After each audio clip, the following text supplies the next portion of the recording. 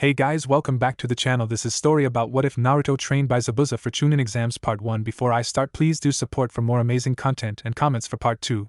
Do consider to subscribe my channel and share my video to your friends and check out the description as well. Let's start the video. At 6 years old, Naruto Uzumaki was sitting at his desk in the middle of the classroom, and not for the first time questioning his decision to enter the ninja academy. Man, this sucks, he ranted to himself. I mean, when I decided to join the academy, I thought I'd be learning awesome jutsu. Not answering stupid question like who started the first great ninja war, as he looked over his homework from the previous night. While continuing to rant in his head, he was unaware that he was about to be approached by someone who, while only knowing him for the 6 months they have attended the academy, has come to admire him greatly. Hello and Naruto, stammered Hinata, can I sit here? And another thing, how is this going to help me to become Hoha? Looking up and spotting a blushing Hinata, he asked wonderingly, sure, but don't you like to sit in the back? Well, it's not that air, you see, Mizuki-sensei told me to sit here, stated an increasingly flustered Hinata. I guess if Mizuki-sensei says to, responded Naruto, but thought to himself disappointingly, yeah, it's not like she would want to sit next to me on her own.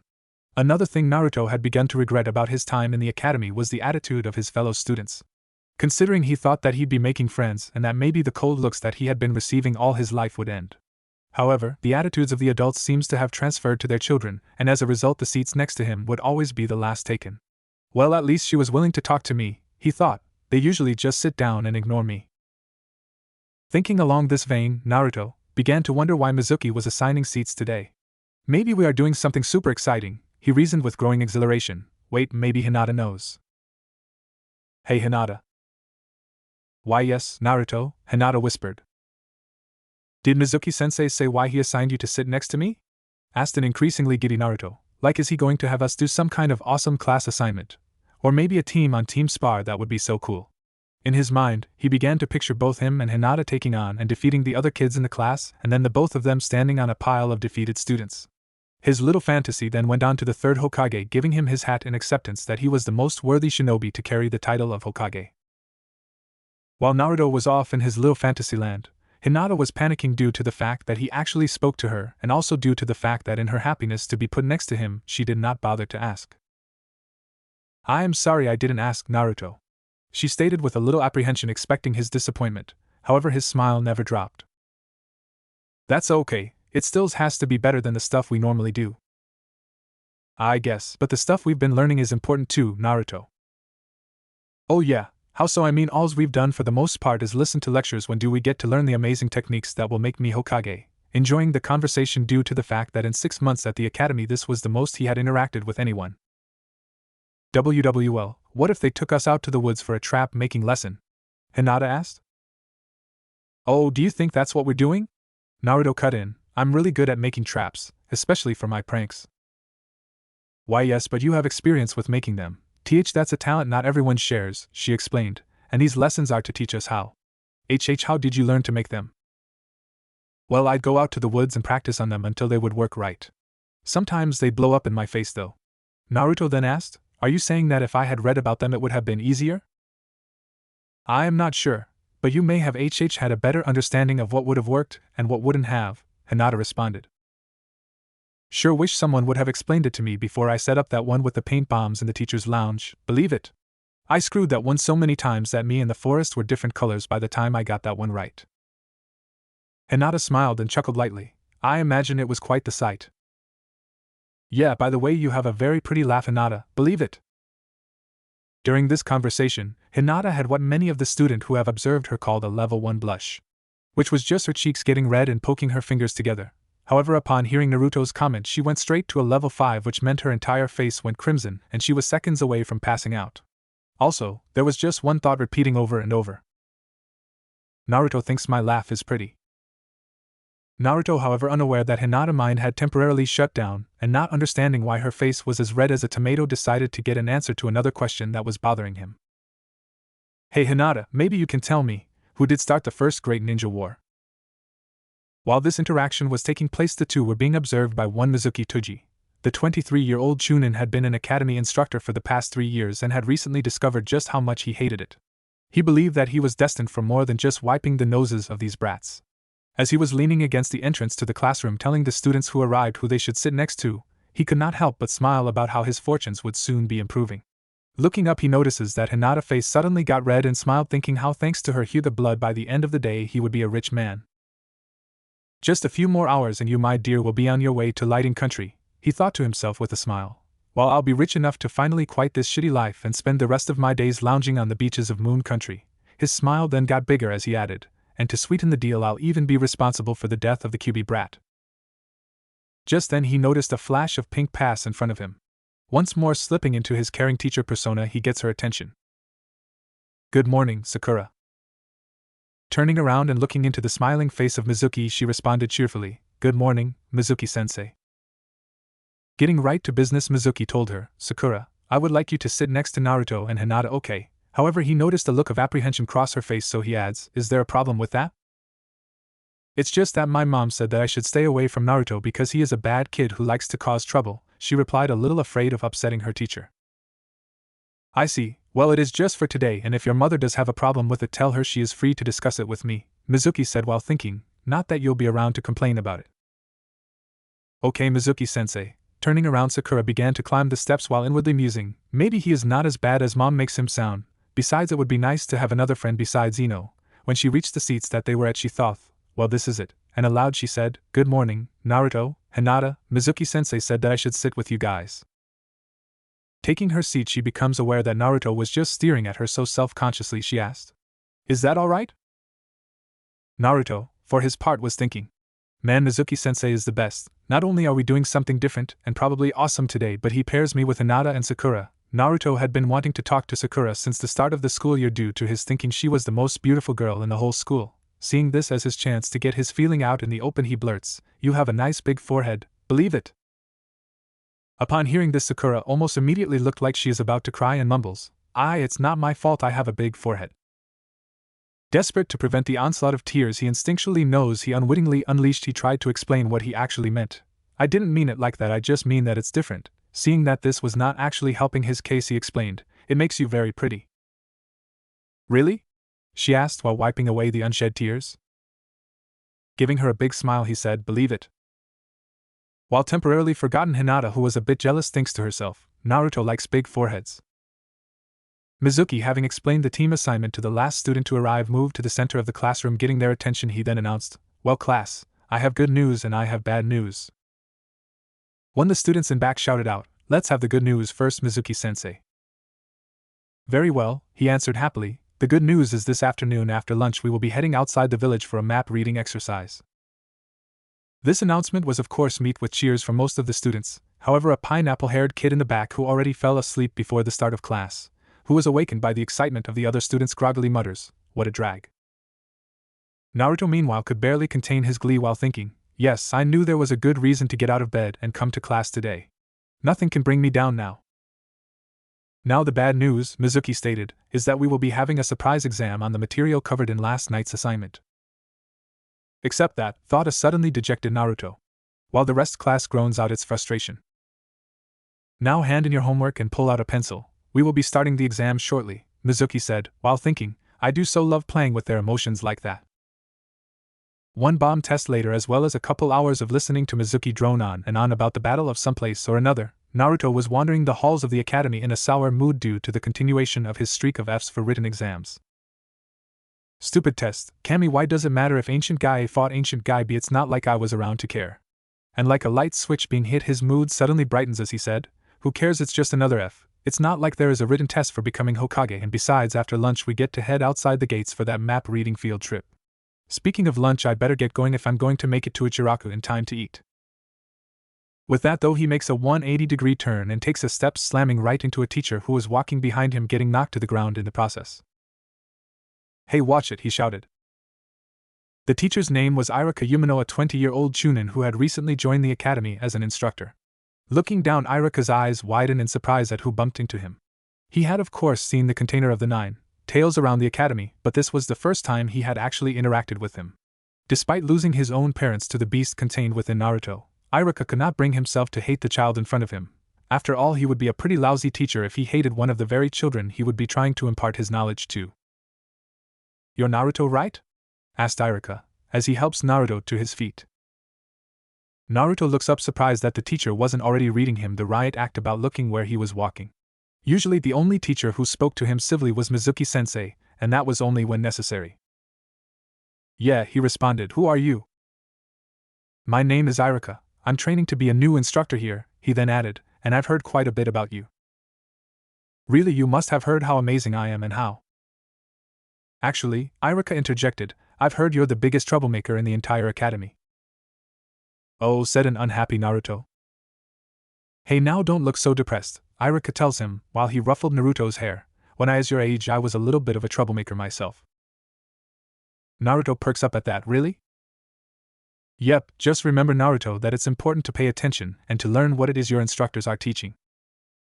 You bet, Irika-sensei. Now perhaps you can tell me where you were heading off to in such a hurry that you couldn't look where you were going, Irika asked while crossing his arms. Naruto smiled sheepishly and raised a hand to the back of his head while explaining, well, you see, I was in kind of a hurry to get to Ichiraku for some lunch before Mizuki-sensei takes us out on a field trip. A field trip, you say? Irika said with a look of confusion on his face. I wasn't aware there was a field trip planned for today. Oh yeah, Mizuki-sensei surprised us with it too, Naruto carried on, oblivious to the confusion in Irika's voice. He says it's to help us practice our map reading skills. Did he tell you where this exercise would be taking place? Irika asked. Yeah, he said right outside the village and east of the main gate, and that we have to meet him in front of the academy after lunch, Naruto stated excitedly while bouncing up and down. I can't wait to go. Well, I shouldn't keep you any longer then, just be careful, okay, Naruto? You bet, Irika-sensei, Naruto said while running away. He adds, it was really nice meeting you. I really hope you're my sensei next year. Watching the departing Naruto, Irika thought merrily, he's not as bad as the others make him out to be. Honestly, I see a lot of myself in him. His thoughts then turned more somber. But what is Mizuki thinking? He didn't schedule a field trip with the headmaster or the Hokage. Also, it's too early in the year for such green students to be taken on exam outside the walls, at least without a genin assigned to each team to watch over then. Guess I'll go talk to him during the lunch break. With that though, he began to head towards the teacher's lounge. While in his classroom, Mizuki was talking with the two Chunin who he convinced to go along with his scheme. The two were Junzo Chuda and Zeshin Asako. Both were the type of ninja who realized that they had already risen to the pinnacle of their ability, and were destined to spend the rest of their lives as Chunin. Junzo, a tall, rail-thin man in his early 30s, whose only distinguishing characteristic was a mustache with the ends curled up like some old cartoon villain, and Zeshin, an overweight man, due to lack of training, in his late 20s with a round face and a rather wide nose, had jumped at the chance to help Mizuki with his plan.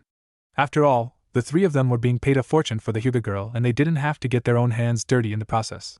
They were just finishing going over their roles in the plan, which was just to make sure that the other children didn't stumble into the targeted team while the Cloud Ninja grabbed Hinata, and then acting like concerned teachers searching for their missing students while actually covering any of the tracks that pursuers would use to follow, when a knock at the door announced a visitor. Both Junzo and Zeshin looked nervous till Mizuki sent them a look that screamed relax and then coolly called out, enter. Irika, who having failed to find Mizuki in the teacher's lounge, where they normally meet for lunch, decided he'd look for him in his class, and if that failed, wait for his return. Smiling at finding him until he noticed the two Chunin next to Mizuki, apologetically Irika said, I'm sorry, am I disturbing you, Mizuki? Not at all, Irika. We were just discussing our plans for this afternoon, that's all, Mizuki replied. Does this have to do with the map exercise you have planned? Irika questioned. Mizuki's eyes widened a little at this, but it went unnoticed by Irika. However, his two accomplices were a little more noticeable, suddenly paling a little. Irika asked, concerned, are you two alright? Mizuki, trying to get the spotlight off of the two, said, Zeshin, Junzo, why don't you get the supplies for the field trip? Knowing they have been dismissed, they nodded their heads to both men and leave. After watching them leave, Irika turns to Mizuki and was about to speak, but was cut off by him. Now what can I do for you, Irika? Well, I ran into one of your students, actually more like he ran into me, and he explained that he was excited about your taking his class outside the village for a field trip. Mizuki chuckled as he asked, this student wouldn't happen to be Naruto, would it? Yes, how did you know? Irika wondered aloud. Oh, just a hunch, Mizuki replied while inwardly fuming. I should have known if a problem came up it would be because of that fucking brat. Well, Irika began, don't you think they are a little too new to the academy for such an exercise, and also, you should have scheduled it so that the Hokage could have assigned genin to help watch. Don't worry so much, Irika, everything will be fine, It's true I forgot to get it scheduled with the Hokage, but it is just a map reading exercise and 3 chunin can easily watch over a group of students. Yes, but you're spreading them out through the woods, Mizuki, Iruka stated with rising concern. You can't be everywhere, maybe I should. However, Mizuki cut in saying, Iruka, calm down, I appreciate the offer but we'll be fine, besides don't you have to observe Daikoku-sensei's class this afternoon? He then continued while smirking, you know before you can be a full instructor for next year you have to get all your observation hours. Cowed a little bit for lecturing a full sensei 3 years his senior, Iruka adopted a stance similar to a little blonde knucklehead, putting a hand behind his head and saying, I'm sorry Mizuki. I didn't mean to lecture you. Of course you did, Iruka, but, he continued merrily despite Iruka flinching and secretly delighting in it, that just means you care, a great quality for an instructor, you'll do fine here. Well, I guess I will go finish lunch then, take care Mizuki, Iruka said as he made his way for the door. Once Iruka had left and was far enough away, Mizuki looked to the back of the class calling out, you can come out now. Not bad, replied a shadow that disengaged from the back corner, solidifying into the shape of a medium-sized man. With black slick-back hair, he was dressed in simple civilian clothes that would not hinder him should the need to fight arise. How long have you noticed I have been here? Long enough, Mizuki stated, his ire beginning to rise. Perhaps the better question is, what the fuck do you think you are doing coming here? The man replied while chuckling, perhaps you should take the advice you gave that mother hen and calm down before you attract attention to us. Once Mizuki got a hold of himself, the man continued, besides, though you would like to know, the money has been transferred to the account. Mizuki, still somewhat upset, responded testily, I already knew that. Do you think we would be proceeding if it wasn't there? Never mind, he said before the man can respond, just remember that once you grab the girl you will only have an hour, maybe 2, before we have to report her as missing, and then you will have the Inuzuka after you, and while we'll be able to cover your tracks somewhat, their mutts will be able to track you via the girl's scent. I wouldn't worry about that, the man replied calmly. What did you do? Mizuki asked. If a whole bunch of people die during this, the investigation will be much larger. Again, don't worry, I just laced their supplies with an odorless agent that will ensure that the flea bags and their partners will be too sick to be much of a factor. How did you manage that? The Inuzukas are strict with what they feed their dogs as well as what they eat themselves, Mizuki stated. True, however, after so many years of peace and due to their trust in their suppliers, they do not check what they receive as thoroughly as they used to. The man then looked Mizuki in the eye and then smiled as he saw it, and as you well know, money can bypass loyalty any day. Also, this op has been in the works for a long time, ever since the last failure to be exact. Well, to our success then. With nothing left to be said, the man begins to disappear into the floor in order to make his exit while thinking, and once everything is said and done, Mizuki, you'll be enjoying your reward just like the man who allowed me to spike the Inuzuka's food. Naruto, after enjoying a healthy lunch, at least to him, of 6 ramen bowls, was rushing back towards the academy thinking, crap, I'm late, why of all the days to be late coming back from lunch did I pick today? However, as the academy pulled into view, he relaxed seeing the assembled student in the courtyard. Mizuki, seeing Naruto, decided to comment, well, now that Naruto has decided to join us, I guess I can explain the exercise. Taking a breath, he continued, as you can see, Zeshin-sensei and Junzo-sensei are currently passing out maps. Your objective is to get to the X marked on your maps and retrieve the item I've hidden there. Are there any questions so far? Seeing that he hadn't lost anyone, he continues, each of your maps is unique and will lead you to a different area. Once you have found your object, backtrack on the path the map has marked and head to the main gate. Suddenly a hand raised, followed by a Mizuki-sensei. Yes, Naruto. Is there a prize for being back first with your item? Naruto asked, hoping there was one, in love with the idea of competing against the other students. A prize, Mizuki said while putting a hand under his chin in a thinking pose, sure, why not? Very well, the first team back will get their grade raised to an A on the test that we had this morning. Naruto, of course, excitedly shouted out, that A is ours, believe it, right Hinata? SS sure, and Naruto, whispered a blushing Hinata because Naruto put his arm around her shoulder and pulled her closer while making his proclamation. Sakura, for her part, smiled and thought, well, he certainly is excitable, and then asked Mizuki, sensei? Yes, Sakura? Well, what if you already got an A? I guess I'll just have to give you an A+ then, he responded. Well, what if you already got an A+, Mizuki-sensei? Then I'll just have to give you extra credit, okay? He replied impatiently, wanting to get them moving. Well, class, let's get a move on. A half hour later, Iruka was on his way to Daikoku's class to watch him teach. However, his mind was still troubled by Mizuki's class heading out of the village. The fact that while eating his lunch his drinking glass shattered while reaching for it was definitely a huge factor for his continued uneasiness. Pondering aloud, he said, I know I'm being irrational, but my gut tells me something about this situation is wrong. Well, Irika, it is said that a true shinobi should trust his instincts, responded a gravelly voice that anyone from the village of Kono would recognize as belonging to the third Hokage. He continued, for they will rarely lead you astray. Now perhaps you will tell an old man what bothers you so. Eyes widening, he spins in place and bowed slightly. Lord Hokage, what are you doing here? Ha ha ha, relax Irika, I thought I'd wander around a bit and check on the students, and also I will admit to being a bit worried myself, the Hokage said with a smile. You worried, sir, why? Asked a stumped Irika. Again laughing lightly, the Hokage replied, well, generally by now Naruto would have caused some sort of havoc, and the fact that it has been quiet all day has me slightly apprehensive that whatever mischief he is up to will be far larger than normal. Seeing a look cross Irika's face at the mention of Naruto, and hoping that unlike most of the teachers at the academy Irika's problem did not pertain to the burden the child carried, the Hokage asked, is Naruto the source of your discomfort? Yes and no, Lord Hokage. Seeing the Hokage waiting for an explanation, he continued and told him of his earlier encounter with Naruto, as well as his confrontation with Mizuki. He explained, and I just haven't been able to shake this feeling of something being off since talking to Naruto, sir. Yes, I can see why, Irika. This is most irregular.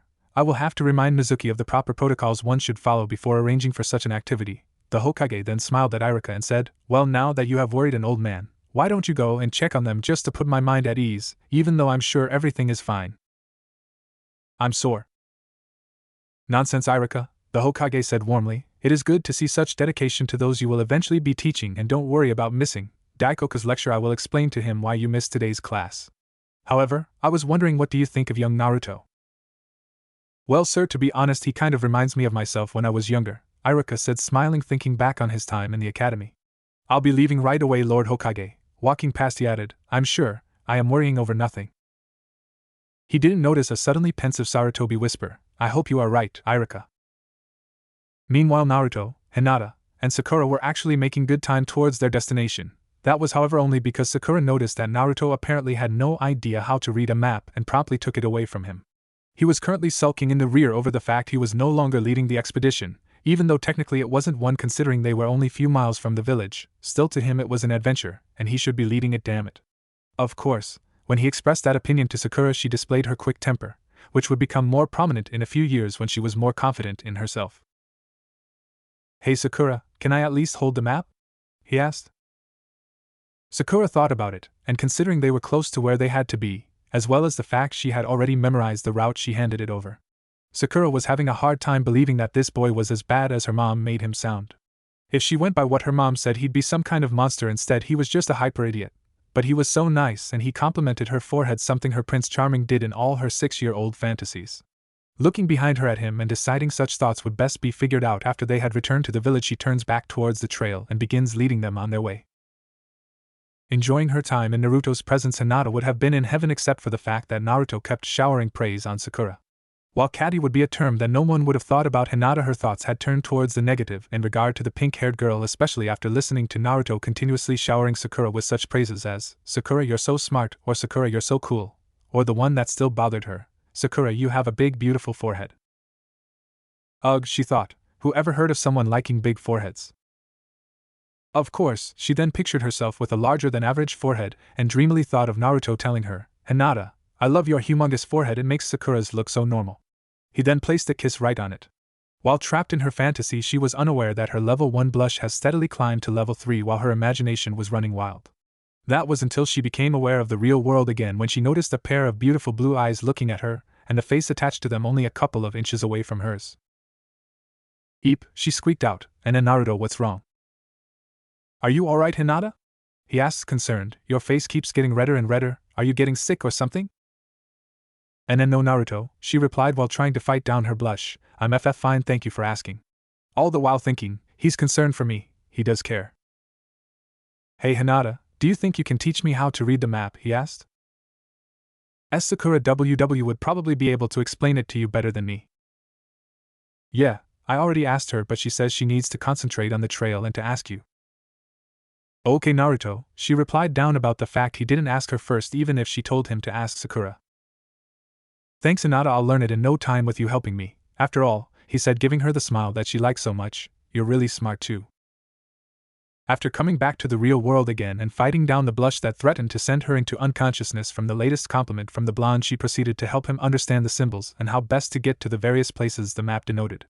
She also learned that while he had many qualities that she liked about him, that when it came to learning he required you to put things into simple ideas in order for him to understand them. After a frustrating 20 minutes of coming up with simple ways for him to process the ins and outs of reading a map, she decided to ask him a question that had been on her mind since first encountering the blonde. "And then Naruto?" she asked while pointing her fingers together. Naruto, studying the map, glad that he finally understood what the symbols in the legend mean and how best to utilize them for getting from point A to point B, looked up at the glowing cheat girl. "What is it, Hinata?"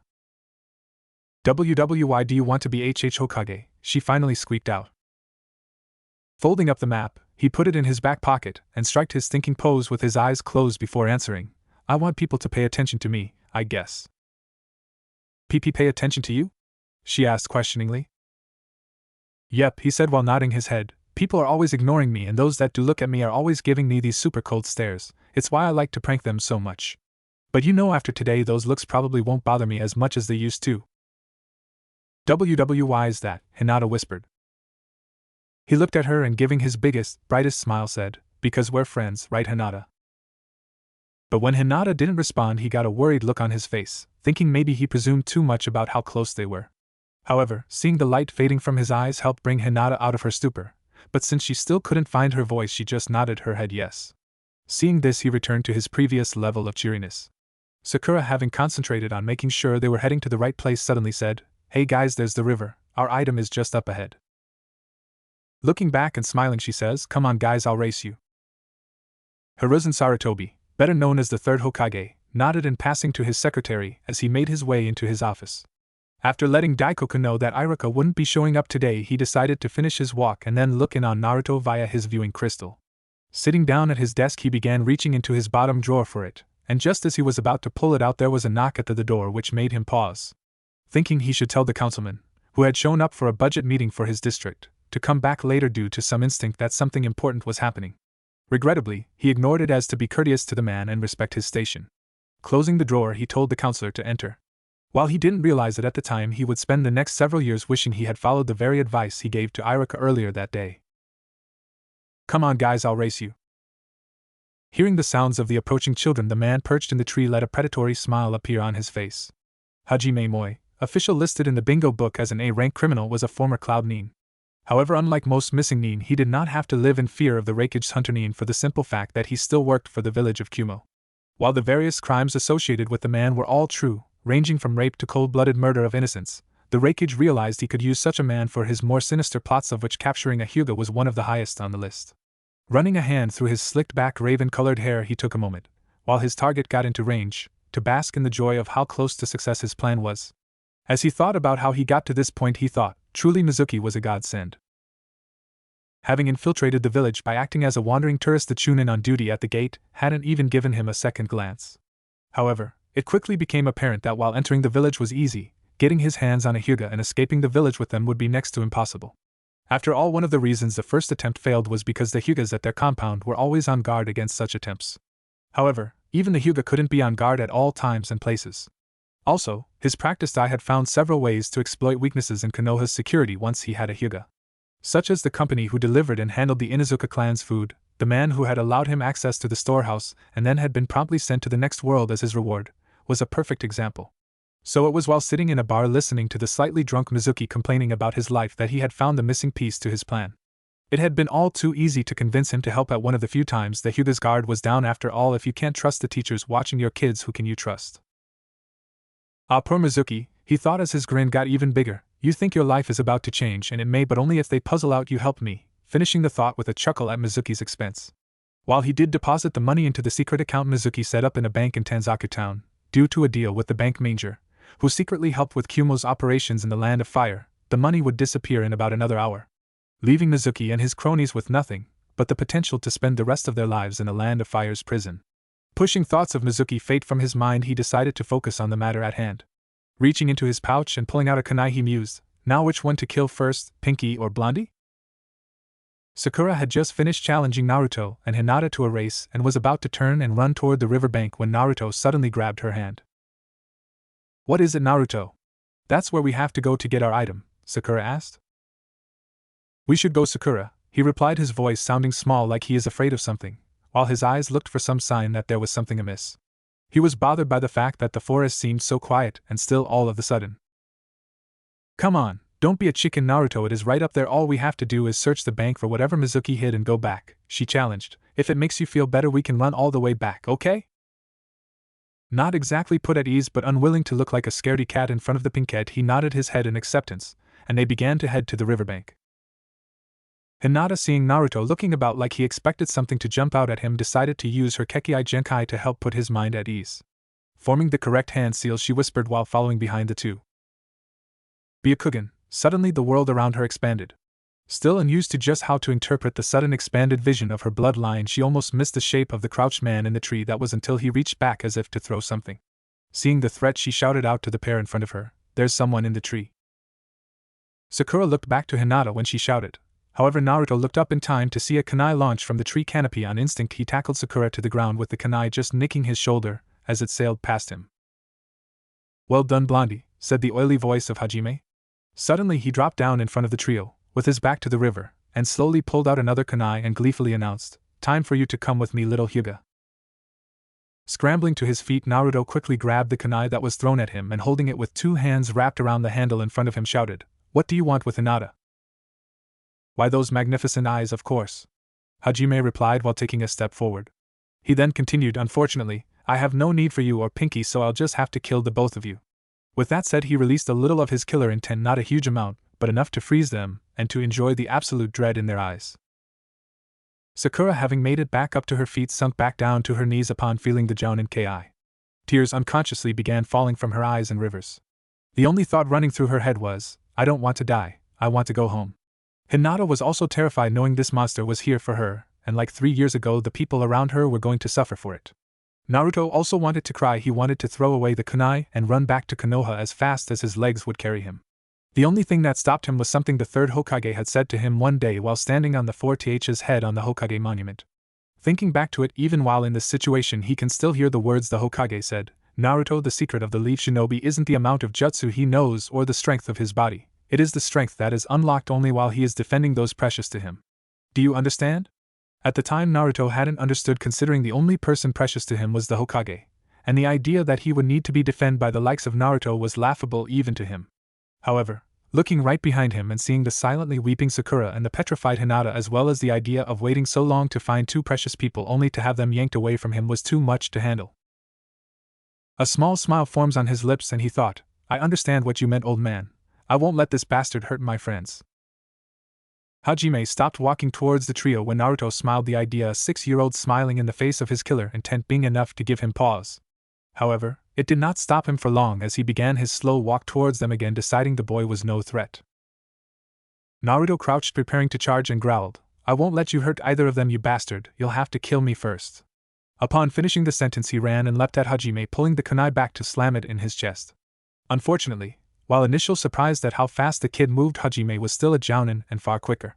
Slipping easily into the airborne Naruto's guard and slamming his own kunai into Naruto's right side with enough force to break several ribs and puncture his lung, Naruto landed several feet behind Hajime near the riverbank. Suddenly the girls came out of their paralysis, long enough to both scream, "Naruto!" Hajime, for his part, content that the injury to the boy would prove to be fatal, if a special slow and painful death, turned to the two girls. Pulling out another kunai and giving the edge a lick, he said, "Now for you, Pinky." Hinata, having just witnessed the boy she so admired being stabbed, joined Sakura on her knees. Sakura, knowing this was the end for her and wanting some human contact, threw her arms around Hinata, who quickly responded. Both girls closed their eyes and waited. Watching the two girls cling to each, Hajime basked in his favorite part of the kill. When the one about to die accepted there was nothing they can do to stave off their death, and the terror they felt was at its highest. Finally reaching the terrified girls, he stopped right in front of them. The pink-haired one, sensing his presence, opened her eyes just as he began to raise the kunai. She then quickly closed them in anticipation of the blow. As his hand reached its highest point, he closed his eyes and paused, almost as if to hold off some sort of sexual satisfaction achieved in the act of killing. Just as he was about to swing down and plant the weapon into the top of her skull, he was suddenly surrounded by a killer intent and chakra so potently evil he felt like a bug in comparison. What is this chakra? He wondered as he looked behind the girls to see if someone was coming to rescue them. It was so overpowering and so close he could not get a read on from which direction it was coming from. Deciding to stop messing around, he was about to just kill the girl when his chest exploded outward, covering the two shivering girls in his blood. Looking down, he saw what appeared to be a massive red claw made of chakra sticking out of his chest. Unable to turn his body, he just managed to look behind him and saw the boy he was so sure was incapacitated and on death's door, standing surrounded in a blazing red chakra with what appeared to be a single chakra tail waving behind him. Also, and perhaps more disconcerting to Hajime, the boy's right arm was outstretched with the red chakra extended outward until it apparently made contact with him. Hajime's last thought in the world was, "What the fuck?" Alas, it was never finished because the boy suddenly pulled back, yanking Hajime off his feet towards him with such force that it snapped the neck of his already broken body. After being stabbed, Naruto had a hard time breathing laying on the ground. He thought, "So this is it, huh?" He heard Hinata and Sakura scream his name and his thoughts become frantic. "Hinata, Sakura, I'm so sorry." Closing his eyes, he began to drift off, but then he began to have a vision of that time on the 4th's head. His eyes shot open while trying to will his body to respond. He thought, "No, not like this. I can't just give up, I have to protect Sakura and Hinata. Please someone give me strength, not much, just enough to protect my friends." As if to answer his silent wish, he suddenly felt as if molten lava was poured into his veins. Standing, he saw that the bastard who stabbed him was about to slam his kunai down into Sakura. Knowing he couldn't reach them in time but wanting to try anyway, he raised his hand towards them as if to say stop. When his hand was pointed at the man, a red claw shot away from his body. It made contact right in the middle of the bastard's back. It was only then that Naruto realized that he was covered head to toe in the red chakra, as well as the fact that the kunai in his side was pushed out due to the closing of his wound. Getting over his momentary lapse at these revelations, he pulled back his arm. However, he wasn't expecting that the man would fly at him with such speed, and still too weak to move out of the way quickly, the corpse that used to be Hajime slammed into Naruto and both fell into the river. When both girls felt the blood cover them, they opened their eyes. Sakura was vaguely wondering if she was dead. Although this notion was quickly put to rest as she looked at her would-be killer and saw that his chest had exploded outwards towards them. Her eyes widened in shock to see a feral-looking Naruto who apparently was responsible for the missing part of the man's chest. Just then Naruto pulled back and she watched as the corpse flies back into Naruto, knocking them both into the river. Hinata, upon opening her eyes, immediately sought out Naruto, expecting to still see him lying on the ground. Seeing him surrounded in chakra and looking wild, she comes to the conclusion, this oppressive chakra is Naruto's. With that thought, the fear welling up inside her ever since the monstrous chakra first started faded away. She knew Naruto would never hurt her, and it was just about then that she began to follow the red link of chakra from Naruto to her would-be kidnapper. Gasping at the damage inflicted, she could only watch in mute horror as Naruto pulled the man towards him and both of them disappeared beneath the surface of the river. Iruka, after his talk with the third Hokage, was starting to feel slightly foolish for his earlier apprehension. "Guess I really was worried over nothing," he thought while tree-hopping through the forest, having already spotted several of the three-man teams from Mizuki's class. One of which had a black-haired boy being dragged by his two teammates while trying to make it back to the gates. Stopping to ask what was wrong, the boy who was being dragged said that it was too troublesome to race back to Konoha even if they would get a prize. Laughing to himself over the kid's lethargic attitude, unaware that someday that very attitude would be driving him up a wall, he made his way deeper into the forest. Deciding to rest on a tree branch, he had to admit his presence probably was not necessary, and while Iruka had not encountered any of the other Chunin, he had to acknowledge he really didn't want to, otherwise he would have to come clean about his talk with the Hokage with them. Deciding to swallow his pride and head back to the village, he turned to leave when he was suddenly overwhelmed by a feeling of horror. Feeling a chakra that he had not felt since that horrible night 6 years ago, the day he lost his parents. This chakra, it can't be, has the seal broken, thought a panicking Iruka. While extremely worried, his ninja training began to take hold and he thought analytically, no, while potent, this chakra is still only a fraction of what I felt when the Kyuubi attacked. Making up his mind, he started to head in the direction from which the Kyuubi's chakra was emanating from. As he pushed himself to travel faster, he thought, please be alright, Naruto. Mizuki was herding a team that had gotten lost back to the trail they were supposed to be on. When he had felt Hajime's killer intent, he also noticed one of the students shiver a little bit, showing he felt it too. But never having felt such a sensation before, the child probably had no idea why he suddenly felt so uneasy. Although Mizuki did, he most certainly was not pleased about it. What the hell does that idiot think he's doing? He thought vehemently. Just kill the Kyuubi brat and the pink-haired harlot and be done with it. However, his thoughts quickly turned to terror when he felt the second, more powerful and far more sinister chakra suddenly drown out the first. The child who had shivered before suddenly emptied the contents of his stomach as the Kyuubi's power manifested. Fuck, what did that fool do? Mizuki's mind screamed, as he pondered his options. Should he abandon these children and get the hell out of Konoha or head towards Naruto and the others to take stock of the situation? Deciding for the latter, he screams for the children to head for the village and took off. Halfway to his destination, he began to breathe a little easier as the menacing chakra suddenly faded. Quickening his pace, he arrived a few minutes later and was shocked by the sight that greeted him. A shell-shocked Sakura and a crying Hinata who was trying to disengage herself from the other in order to run towards the riverbank. Both were covered in gore. For a moment he considered killing the pair, to silence them, but the need for information in order to try and salvage his plan won out. Also, he had no idea how far the KI pulse traveled. Dozens of Umbu and Jounin could be arriving shortly. Switching gears to that of the concerned teacher, and with just the right levels of worry in his tone, he asked, "Girls, are you alright? You're not hurt, are you?" Quickly followed by, "Where's Naruto?" As he moved closer to the pair, he could see that they were apparently both unharmed, which didn't answer why they were covered in so much blood. However, before he can ask, Irika dropped down from the branches. "Irika, what are you doing here?" he asked. "That doesn't matter at the moment," Irika replied quickly. "Where is Naruto?" But then he noticed the state of the two girls. "Dear Kami." Pushing past Mizuki, he tried to comfort the girls, however, having never met Irika before, they shrink away from his outstretched hand. Reassuringly, he whispered, "It's okay, you're safe. My name's Irika, I work at the academy." Something about him put both girls at ease and made them feel like he would protect them, so they suddenly let go of each other and latched onto him. Hugging the pair tight, he kept whispering to them that they were safe. Still aware that they needed information, he tried to gently ask them to tell him what had happened. Both girls began to relay the events up until he and Mizuki arrived. Of course, the details were jumbled and colored by the perceptions of a pair of 6-year-olds, but it still formed a relatively clear picture. Then both him and the BB bad man fell into the river. "SS sir. We have to find Naruto. He saved me, and because he's my friend," finished a distraught Hinata. Sensing that Irika was about to take charge and tried to find Naruto himself, Mizuki stepped in, ordering Irika. "Irika, take these two back to the village and alert the Hokage. Also, try and get some trackers down here to help in the search." For a moment Irika looked like he wanted to argue, but considering that was what he was going to say, only the one who went back was Mizuki, he agreed. Picking up both girls, whom then latched onto his neck, he then nodded to Mizuki and took off back to the village. Before Mizuki could set off to try and find Naruto, the out-of-shape form of Zeshin dropped in front of him. Panting and out of breath, he asked, "What happened? Was that the Kyuubi's chakra I felt?" "Yeah, apparently that fool Hajime failed to kill the brat, and he awakened the power of the fox somehow." Zeshin, hearing this, started to panic, and in his low, scratchy voice whined, "Shit, I knew I shouldn't have gotten involved. We are going to spend the rest of our lives in prison, or worse, be executed." Mizuki, having enough of his sniveling, grabbed him by the throat and slammed him into a nearby tree. Leaning in with a deadly edge in his voice, he said, "Calm the fuck down. As far as things go, this can still work for us. The only thing that has changed is Kumo won't be getting their hands on a Hyuga, understand?"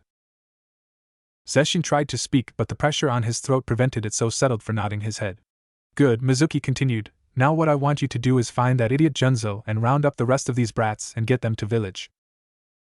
Letting go of the red, going on purple, faced Zeshin, he turned and walked away, about to begin his search when Zeshin called out, "What are you going to be doing?" Looking back, Mizuki mockingly stated with a wicked glint in his eye, "Why, I'm going to make sure my poor student is safe, and if he is, to ensure that he isn't for long. One way or another, Naruto is not going to be setting foot in Konoha alive." And unable to resist the temptation, he added Naruto's favorite saying to the end of his sentence. "Believe it." With that, he took off down the river to try and deliver on his declaration. Having lost consciousness shortly after hitting the water, Naruto awakened to find himself on his back and all alone on the bank of the river. Trying to remember exactly what happened and wondering why it was he didn't drown, Naruto pulled himself completely out of the water. Thinking back to when he was passed out, all he has was a vague recollection of floating. But it wasn't like the normal type of floating, it was almost like he was on top of the water. Choosing to save puzzling out the mystery for later, he decided to follow the river back to Konoha. He was unaware that he had been saved once more by the Kyuubi, or more accurately as a result of the fox trying to save itself. Once Naruto had begun drawing on the fox's chakra, it had immediately tried to send as much of it as possible. The Kyuubi was trying to force the boy to take in too much of its chakra, thus losing control and allowing it to take over Naruto's body. However, it quickly discovered this was not possible. The seal had instead only allowed out what the boy could safely handle. Once its container had lost consciousness, it found the seal had then shut down, preventing a majority of the one tail of power that was being drained from the fox before from escaping. Beginning to panic upon realizing that it would die right along with its jailer when Naruto inevitably drowned, closing its eye to calm down, the mighty kitsune began to think rationally. Realizing that there was always a small steady stream of chakra leaving the seal, to allow for Naruto chakra coils to adapt to the QB chakra in his system as well as for his accelerated healing, if the fox could manipulate that even just a little, it may be able to save the boy, and thus itself. Opening its eyes upon finding a potential solution, it set about trying to use that stream in order to force chakra to Naruto's back in order to force him to the surface of the water. Finally succeeding after a tense half-minute or so, Naruto broke the surface of the water. However, the control and concentration the fox needed in order to do even this little was unimaginable, as it began to feel the strain almost immediately. After about 45 minutes of traveling downriver like this, with the occasional moment when its control would slip and Naruto would dip below the surface, only to be quickly forced back up, was the fox able to get him onto a riverbank. Exhausted, the Kyuubi had to give the fourth Hokage credit. The Hokage had taken an alarming number of steps to make sure the boy would be protected from its control. Even the small amount that it had used in order to save Naruto would not have been possible had its jailer been awake.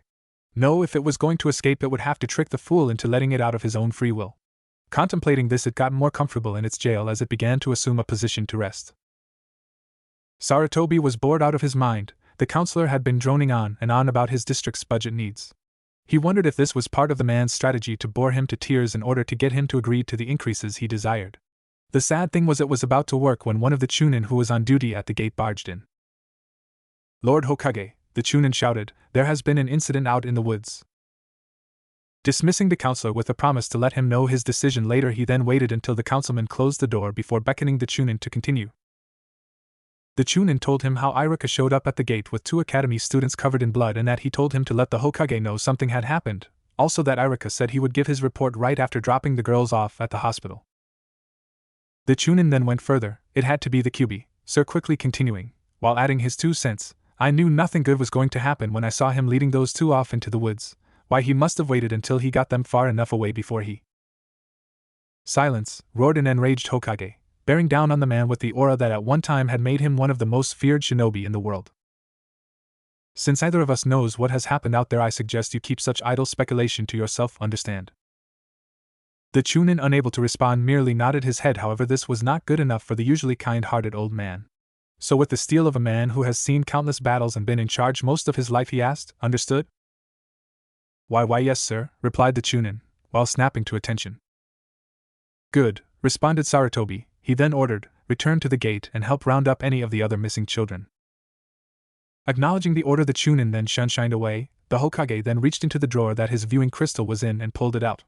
He then tried to locate Naruto with it, however it remained cloudy.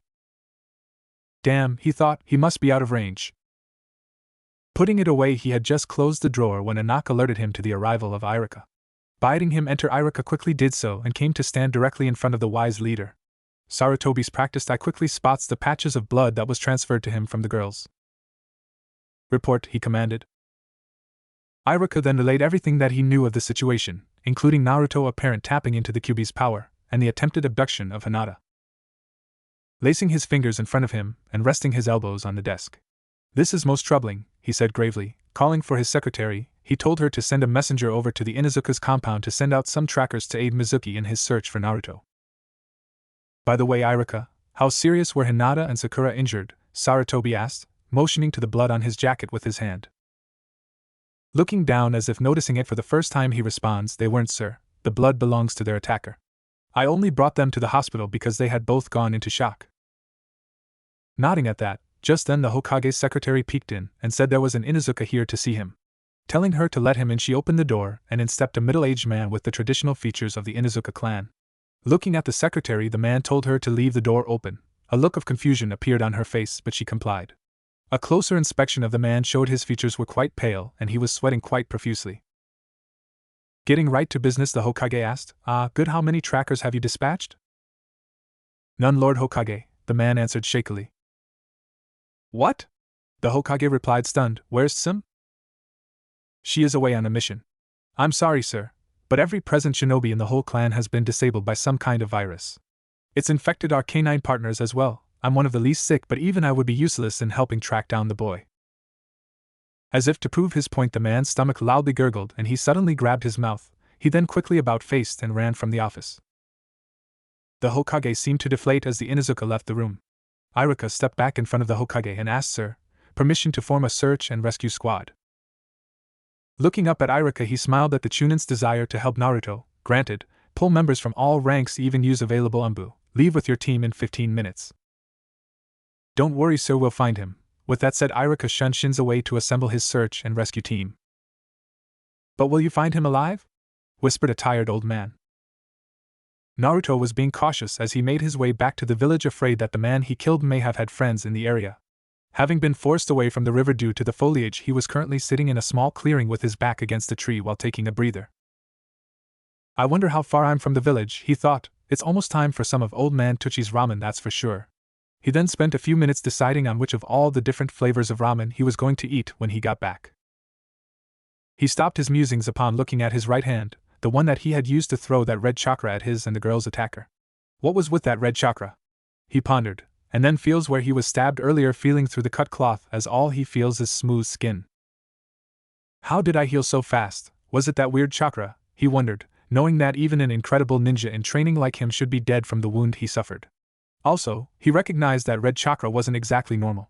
He then came to the conclusion that maybe that was the reason why people didn't like him, not to mention the fact that whatever this power was, it allowed him to kill an opponent he had no business being able to even touch. I guess that means not only do people hate me, they probably are afraid of me, Naruto thought, crestfallen as he pulled his knees up to his chest. He then pictured Hinata and Sakura, and a smile formed on his face. That's right, I'm not alone anymore. Hinata said she would be my friend, he thought as his good cheer returns, and also Sakura was talking to me. I'm sure if I asked her, she would be my friend too. Getting up to continue his journey home, he suddenly felt the same warning bell sensation that he felt right before the bastard who attacked them showed up. Settling on listening to his gut this time, fearing that the bastard did have friends, he hid in some nearby bushes and made himself as small as possible. Mizuki, who had appeared in the clearing, was not in one of his better moods. Trying to find Naruto was proving to be rather difficult. He supposed he shouldn't have been surprised, considering that even though he was only 6 years old when trying to escape pursuit after a prank, he was almost a genius.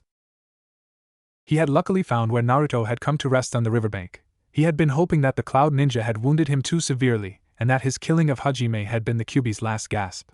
Although that proved to not be the case, as the tracks in the dirt led back to Konoha. Covering all the tracks so no one else would find them, he began to hunt Naruto down in earnest. What was most troubling to the Chunin was the lack of blood. Based on the details of the girls, Naruto should be on his last legs, not making decent time back to the village. It had only been luck that he had spotted this clearing where Naruto apparently had rested, and by the signs of things very recently. After all, as Naruto had gotten away from the river, he had left virtually no clues of his route back to the village. Mizuki had only gambled that Naruto was trying to stay as close to the river as the terrain would allow, using it as a marker. Presently, he was debating on whether or not he should just give up this hunt and go back to the village. It wasn't like Naruto knew anything, and soon it would be dark, which meant tracking the brat would be near impossible for him. He should just head home, accept whatever reprimand the old fossil handed him, wait for the heat to die down, and retire to the good life. He definitely shouldn't let his aspirations to see the demon child dead cause him to make any more mistakes. It was that desire which had resulted in this mess in the first place. Coming to the conclusion to let fate deal with Naruto, he began to crouch to jump up into the branches when he heard a rustling from some bushes roughly 20 feet in front of him, with a smile about how fate apparently wanted him to kill the nine-tailed brat. After all, he reached behind him into his pouch to pull out a kunai, when he hears Mizuki-sensei. Naruto, having disappeared into bushes, kept his eyes closed. He was so afraid right now. His heart was hammering in his chest so loud he was sure that it would give him away. Hearing whoever it was that had appeared in the clearing moving as if searching for something, he figured he should look to see how close the person was. Opening one eye to take a peek, he saw a man dressed in normal Chunin garb with a bandana on his head. Remembering that's what Mizuki-sensei was wearing for the field trip, he began to leave the bushes, guessing that the sensation of dread he was feeling was just paranoia. Naruto came out of the bushes, jogging toward the teacher, waving and ready to give him the biggest hug he could. Mizuki, upon seeing him, quickly pulled his hand out of his pouch and sent the kunai sailing towards Naruto. Many would say that Naruto had no luck, especially considering his life up until that point, sealed with a bijou at birth, never knowing his parents, and being isolated from everyone due to being a Jinchuriki with only an overworked old man and 2 people who work at a ramen stand for company. Yet the truth was, his luck just manifested itself in other ways, such as sometimes he'd find $100 bills of Rio lying around. But his luck definitely came into play, such as when he saw the kunai coming at him and realized he couldn't change his direction in time to avoid it. His foot caught on an exposed root, thus causing him to stumble enough to his right so that the kunai that would have implanted itself in his left eye merely cut his cheek instead and sails into the bushes. Coming to a stop and putting his hand up to his cut cheek in shock, he looked up to see the usual caring and nice Mizuki replaced by a man that stared at him with hatred and disgust. Understanding it was no accident, Naruto immediately turned around and darted back into the bushes with Mizuki hot on his heels. Mizuki, as he took off after Naruto into the bushes, could not believe his luck how had the boy dodged his attack. Angered, he suddenly stopped when he realized there was no sign of him. How had he given him the slip so quickly? Realizing that after Naruto had hit the bushes, he had just assumed he had kept on running, backtracking to the clearing as fast as he could to find some signs of where he had gone. After 5 minutes of frantic searching, Mizuki thinks enraged, "God damn it! How can he be hiding so well?" Noticing that it was now dark and sure that the boy was nearby, he yelled out, "Naruto, I know you can hear me. Don't even think about returning to Konoha if you want to live." Pressing on, he stated, "If I catch you, I will kill you, and it's not just me that wants to either. You know it's true how everyone hates and despises you. Also, you should think about Hinata." Mizuki's face got even more sinister as he continued, "Oh, you should have heard her when I found her. She was so frantic about finding her dear friend. Well, guess what, you little bastard, if you go back to Konoha and I can't get you, I'll kill her and Sakura. Do you understand? Run away, Naruto, as far as you possible can, because Konoha never wanted you." Taking off into the branches, Mizuki made his way toward Konoha, figuring that if Naruto did try to get to village, he would not be able to get past him. Naruto came out from under the log he was hiding under after making sure Mizuki had left. "What am I going to do?"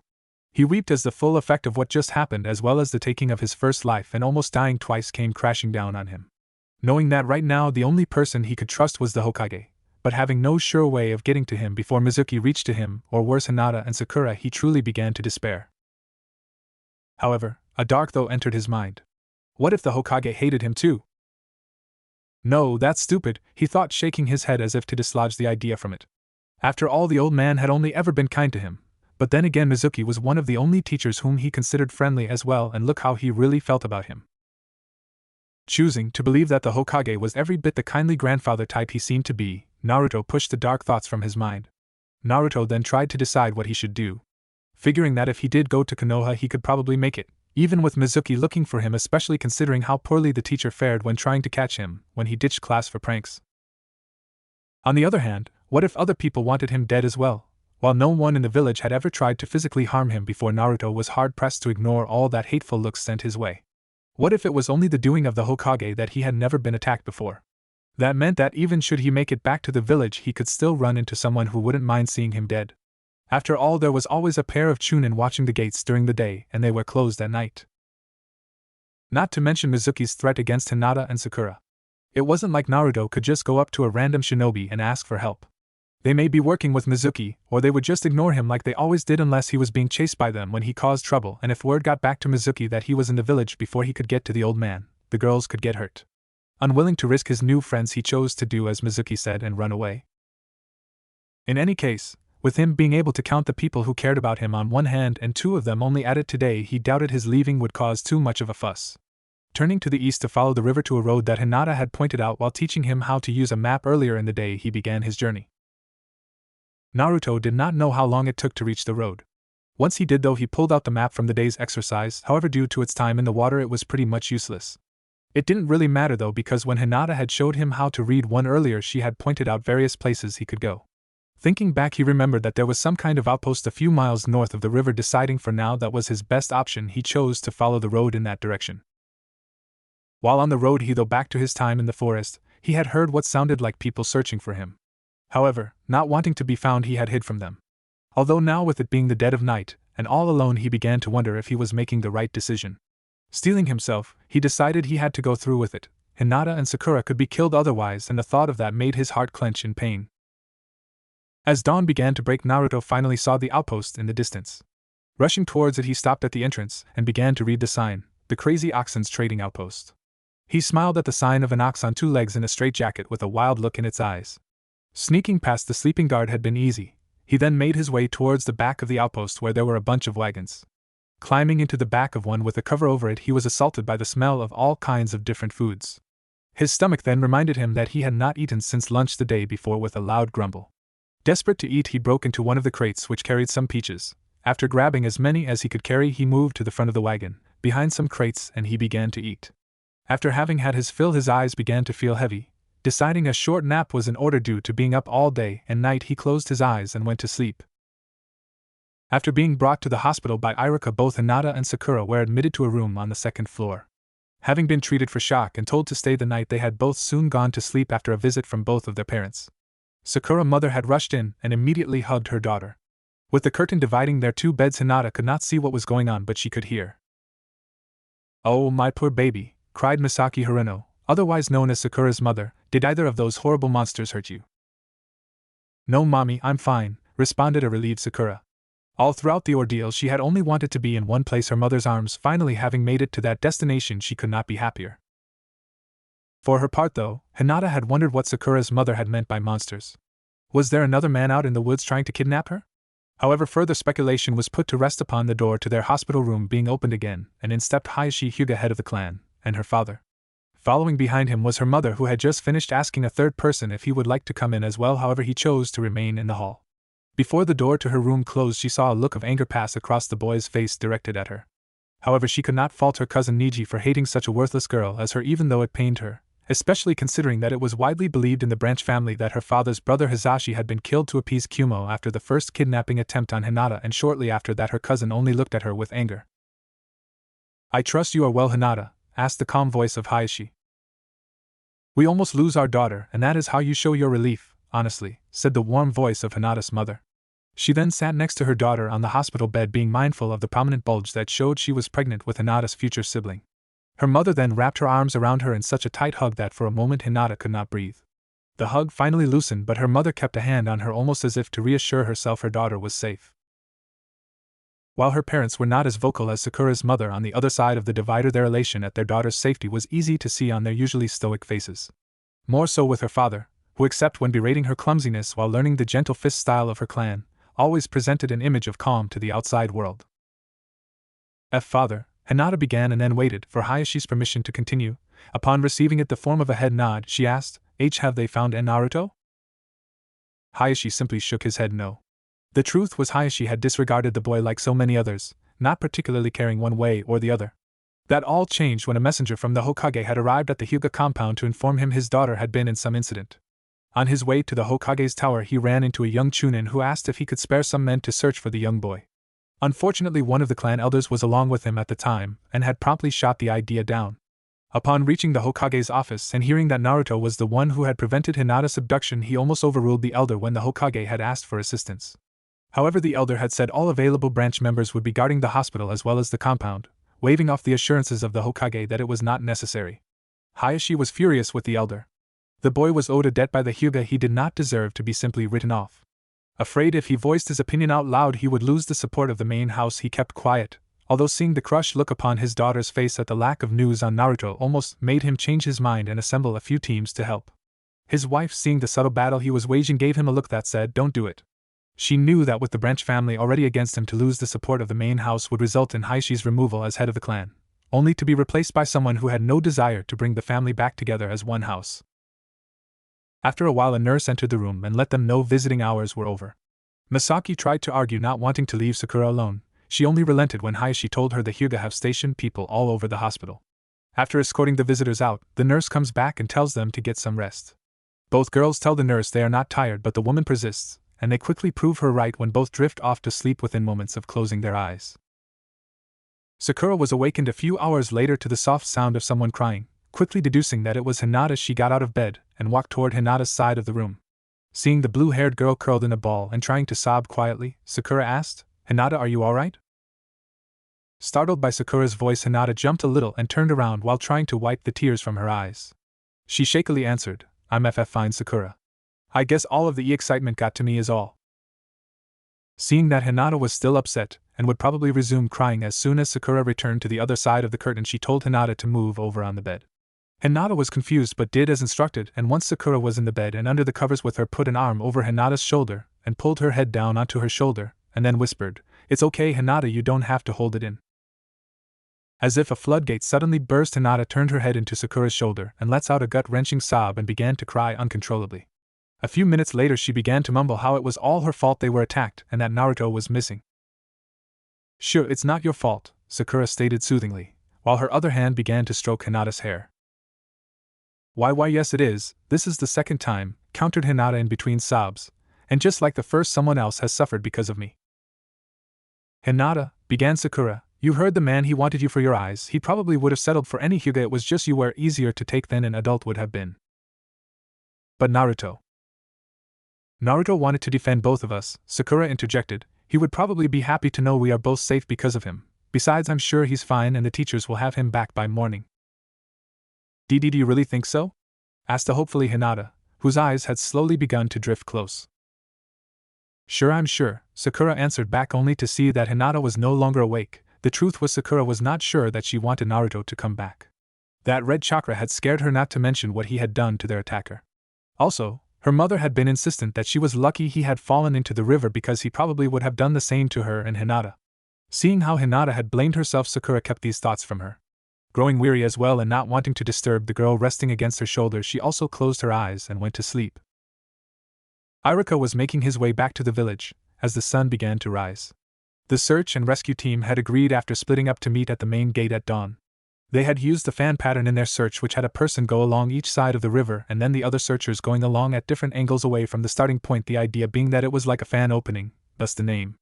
It had been slow going, especially after it had gotten dark. He had not wanted to take the chance that he missed anything. Iruka, who was one of the searchers along the riverbank, had found no signs of anyone leaving the river. The only thing they did find was the body of the attacker. It had gotten wedged in between some rocks. Sending one of the Chunin the Aburame clan head had graciously loaned to the mission, Iruka hadn't even had to tell him that it was an official mission ordered by the Hokage to get him to agree, like he had to with most of the searchers. He still was upset with that Hyuga elder who had told him no. Even in the face of going in opposition to the Hokage's orders, he had simply told Iruka that all available branch family members were guarding against another attempt to seize a main house member. Iruka had tried to explain that it was only due to the boy that Hinata was safe. While this seemed to get Hayashi to almost reconsider, the elder had persisted that the security of the Hyuga came first. Moving on and angry because of the fact that having the Byakugan would have made searching for Naruto in the dark so much easier, he had then headed to the Aburame compound, hoping another clan known for its tracking ability would help. Meeting with Aburame Shibi, who agreed to have several Chunin meet him at the gate. However, upon seeing the elation of Iruka's face, he warned him not to put too much faith in their ability to track down the boy. He told them the clan's ability to track individuals really relied on the person to be found being marked with one of the females of their Kikaichi bugs. A little disheartened, but still willing to take any help he could get, he made his way towards the main gate, asking, begging, and even threatening any shinobi he encountered along the way into helping. Seeing the village coming into view, he wondered to himself why he had yet to encounter Mizuki. While his fellow Chunin did have a sizable lead in his search, and the darkness had slowed Iruka and the others down considerably, why wasn't there a sign that Mizuki had been in the area? Did he find a set of tracks that led away from the river, and if so, why didn't he leave a marker for those he knew would be following? Dropping from the canopy to the road and running the final distance to the main gate, he could see his fellow searchers as well as the third Hokage. Upon reaching the village leader, he is immediately asked to report. Telling the Hokage he had found nothing, he saw the wizened leader face flash his worry for a moment before he asked, "Has there been any sign of Mizuki during your search, Iruka?" "I have not seen him, Lord Hokage, but I cannot speak for everyone," Iruka answered. The Hokage then looked to the other searchers, who all responded negatively to having seen the missing teacher. About to send for a fresh team to go looking for not just Naruto, but the missing teacher, the third notices another figure drop to the road and run towards them. "It seems Mizuki has returned," the Hokage mused. Mizuki, who had hidden near the village in case Naruto did try to come back, decided to make himself known after he was sure all of the other searchers had returned. Dropping to one knee in front of the Hokage, he reported, "I'm sorry, Lord Hokage, I've found no sign of Naruto." "Where were you, Mizuki?" questioned Iruka. "What do you mean, Iruka?" responded Mizuki cautiously, wondering what Iruka was getting at. "I was following the river looking for Naruto." "Then why was there no sign of you?" countered Iruka. "Also, you should have left some kind of marker on the kidnapper's body, that is, if you were where you say you were. The body was right out in the middle of the river, caught in the rocks." Narrowing his eyes at the student instructor, Mizuki said while barely keeping his voice even, "I don't like what it is you are implying, Iruka. I was running on the water." Continuing, he stated, "As to the body, I'm afraid it must have been at a point where I had left the river." After all, he knew better than to try and say he saw it, considering the body most likely had been further down the river than he actually went. "You just said you were following the river," Iruka tried to say. However, tired of answering his questions, Mizuki snapped, "Damn it, Iruka, I would leave the river when I heard something that needed investigating and then would go back to the river, and before you ask, the reason you didn't see my tracks leaving the river is because I would jump to the trees. I was moving quickly and didn't want to trample any signs that a slower going searcher would be looking for. If you were going that fast, how did you expect to find him in the dark? Irika asked, not willing to let Mizuki off the hook. Exasperated, Mizuki threw his hands in the air while saying, "Kami Irika, the kid was wearing an orange vest with matching pants. It wasn't like he shouldn't have stood out like a sore thumb out there." Seeing that by attacking a fellow teacher who was only showing concern for a missing student that he wasn't making any friends, Mizuki changed tactics. "Forgive me, Irika," Mizuki said while sounding apologetic. He then went on to say, "It's been a long night, and I'm upset with myself. I should have listened to you." "On that we can all agree," the Hokage said, having watched the exchange with interest. While Mizuki had not given away any tells that he was not telling the truth, his answers seemed rehearsed. Of course, this could be explained by the fact that he knew he had messed up and would be facing questions about his decisions that had played a part in this tragedy, or more sinisterly, he had actually set up the attack. One way or the other, Sarutobi came to the conclusion that Mizuki was an excellent liar and would need to be watched closely. With that in mind, he announced, "All of you go home and rest. Those of you who are teachers, the academy has been closed for the day. Mizuki and Irika, I would like you to stay a moment longer." Waiting for the other searchers to leave, and once gone, the Hokage addressed the remaining Chunin. "Mizuki, your decision to take these children on this exercise without following proper protocols is directly responsible for this mess. You are hereby suspended until a full investigation of this tragedy has been completed. Now leave." Mizuki looked like he wanted to say something but knew better. What neither man saw was Mizuki's smirk as he left, thinking, "Investigate to your heart's content, you old fool. There isn't any direct evidence linking me to this. Then after you're done and I'm in the clear, a very contrite teacher will have to inform you that due to the loss of his precious student, he will just have to retire." As Mizuki was leaving, the Hokage noticed Irika staring intently at his fellow Chunin's retreating form. "What is it, Irika?" inquired the Hokage. "I believe Mizuki isn't telling the whole truth on the matter, sir," answered Irika. Nodding his head, Sarutobi said, "Walk with me, Irika." As they began walking back to the Hokage's tower, he said while chuckling lightly, "You know, if these feelings of yours continue to prove accurate, I'll have to fire my advisors and put you in their place." Irika, embarrassed at his leader's praise, remained silent, so the third continued, "On a more serious note, I fear you are correct. However, please do not let him know of your suspicions, that way perhaps he will lower his guard and get careless." "Sir, what of his class?" Irika wondered. Always thinking of the children, Irika," the Hokage said while smiling. However, his face became serious a moment later as he stated, "Well, Mizuki has taught his last class regardless of how the investigation turns out. His gross lack of ensuring his students' safety cannot be ignored."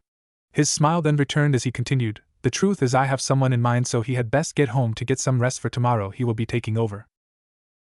Nodding at the Hokage's words until a look of understanding crossed his face, he then pointed his thumb towards himself as he stammered in surprise, "Me, Lord Hokage, I still have at least a half year of observation to perform before I can be an instructor." Laughing at Irika's stunned face, the Hokage replied, "Perhaps, but you have already demonstrated all the necessary qualities that an instructor should have." He then stated more seriously, "The truth is, Irika, I know you will make a fine instructor, and was greatly pleased when you choose to join the academy as one. So if in order to get you in front of the classroom where you belong I have to bend a few rules to do so, well, I am the Hokage." Face flushed from the praise of the Hokage, Irika said, "Thank you, sir. I'm honored you think so highly of me, but I was hoping to be part of the next group to go looking for Naruto." "I am pleased to see you worry about him so, Irika. However, the next search and rescue team is leaving in 10 minutes, and you need to rest." Sarutobi then added, "Also, I fear that until the Inuzuka are back on their feet we will just be wasting our time unless someone gets lucky out there. I would prefer that you assume Mizuki's former responsibilities." Irika, knowing that the Hokage had made up his mind, bowed as he said, "Yes, sir, and again thank you for having such faith in me. Well then, I had best get some sleep." He then turns to begin heading off to his apartment. Watching him leave, Sarutobi thought, "I have no doubt you will prove me right, Irika. The will of fire burns strongly in you, and you will undoubtedly pass it along to those you teach, providing the village with many strong and dedicated shinobi." Smiling at the thought of the future of the leaf, his face then returned to a more somber one, as he hoped that his best tracker next to the Inuzuka would return promptly from his mission. Akihiro Yasuki, the owner of the wagon that Naruto had stowed away in, was a large man who, while carrying a little extra weight, was still in very good shape. He was middle-aged and bald but had a brown goatee. His eyes were also brown. Furthermore, he was dressed in the colorful garb that most traders wore so as to draw the attention of potential customers. He had come to the Crazy Ox for the same reason most traders stopped there, It was a relatively secure place at a popular crossroads where he could engage in transactions with customers and his fellow traders. After arriving and parking his wagon in back with the others, he had set up his stall for the next day and gone to sleep. At just before dawn the following morning, he had woken from the front seat of his wagon and had freshened up. As he made his way to his stall, he thought he saw something by his wagon but blew it off as having yet to have his morning cup of tea. Now that it was late afternoon, he was heading back to the wagon, generally pleased with how the past couple days had been going. "Akihiro, old boy, you've done it again," he thought while waving to a pair of his fellow merchants. He had made a killing today and even unloaded some old merchandise for a considerable amount more than he expected.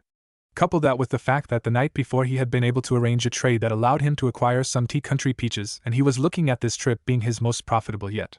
Reaching the back of the wagon, he climbed in only to see one of the crates of his peaches had been broken into. "Well, so much for honor among traders," he said, a little dismayed. Naruto had awoken when the big man had stepped into the back of the wagon and begun cursing internally to himself. Stupid, stupid, how could I just fall asleep in here?" As he crouched behind the crates he was behind. Seeing the man sit with his back to him, he began to feel guilty. Yeah, he had been run out of his home, but that didn't give him the right to become a thief. Coming out from where he was hiding, he approached the man who was still counting peaches and tapped him on the shoulder. Mister." Akihiro, for his part, did not even consider the fact that he wasn't alone in the wagon, and upon being tapped on the shoulder gave out a shriek that, much to his embarrassment, sounded like a young woman. "Ah!" Naruto backed up in fright when the man had screamed. Akihiro, turning and still a little shaken, he said, "Kami boy, you damn near gave me a heart attack." Then his face turned angry as he asked, "You wouldn't happen to be my peach thief, would you?"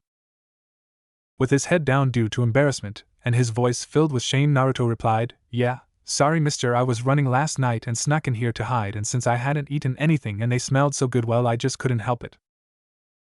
"Aren't you a little young to be out here by yourself at night?" Akihiro asked. Naruto, not wanting to tell the man the truth, came up with an excuse on the fly. "I'm a shinobi and I'm on a training exercise." "What kind of exercise?" Akihiro asked, his voice tinged with concern, considering he had a couple of rugrats the boy's age. "Has a boy as young as you out here at night by himself?" "The tough kind, believe it," Naruto said with a smile, considering the man didn't seem to still be mad about his stolen peaches. "Haha, ask a stupid question, I suppose," Akihiro said. Naruto, a little confused by what the man meant, just tilted his head to the side with his eyes squinted. He then continued, "But you said you were running and I assumed needed to hide. Were you being chased?" "Ahoo," Naruto said while nodding his head up and down. "I am supposed to hide from the teachers for as long as possible, while trying to make it to a place on my map." "I don't know," Akihiro said, his voice full of doubt. "Sounds to me like you're trying to pull a fast one on me, kid." "Really, mister? I've heard of kids my age being full-fledged ninja, not just academy students like me." "Believe it," Naruto said, trying to convince the man of the half-truth. After all, he was being chased, and if his teacher caught him, he would fail. Except this time failure meant death. Besides, this little test is nothing to a future Hokage. "Ah, so you're from the Leaf," Akihiro said, oblivious to the small grimace that passed over Naruto's face for a moment. Naruto hadn't wanted to give the man a clear idea from where he was from in case he didn't believe him and would try to take him back. However, realizing he trapped himself, he nodded his head. Ironically enough, that tidbit of information was enough to sell Akihiro, as he thought. "Oh well, I guess they are starting them younger and younger." "So where are you heading?" he asked. Naruto, looking embarrassed. "Well, you see, my map got ruined, so I'm not sure where I have to go anymore." Understanding, Akihiro rummaged in one of his packs in the wagon, pulling out a map, and after unfolding it he handed it to Naruto. As he looked over the map, he realized he hadn't really considered where he was going to go. There was Border Town to the west, and from there he could enter Rain Country, and just keep going. However, that path would take him in the direction of Kona.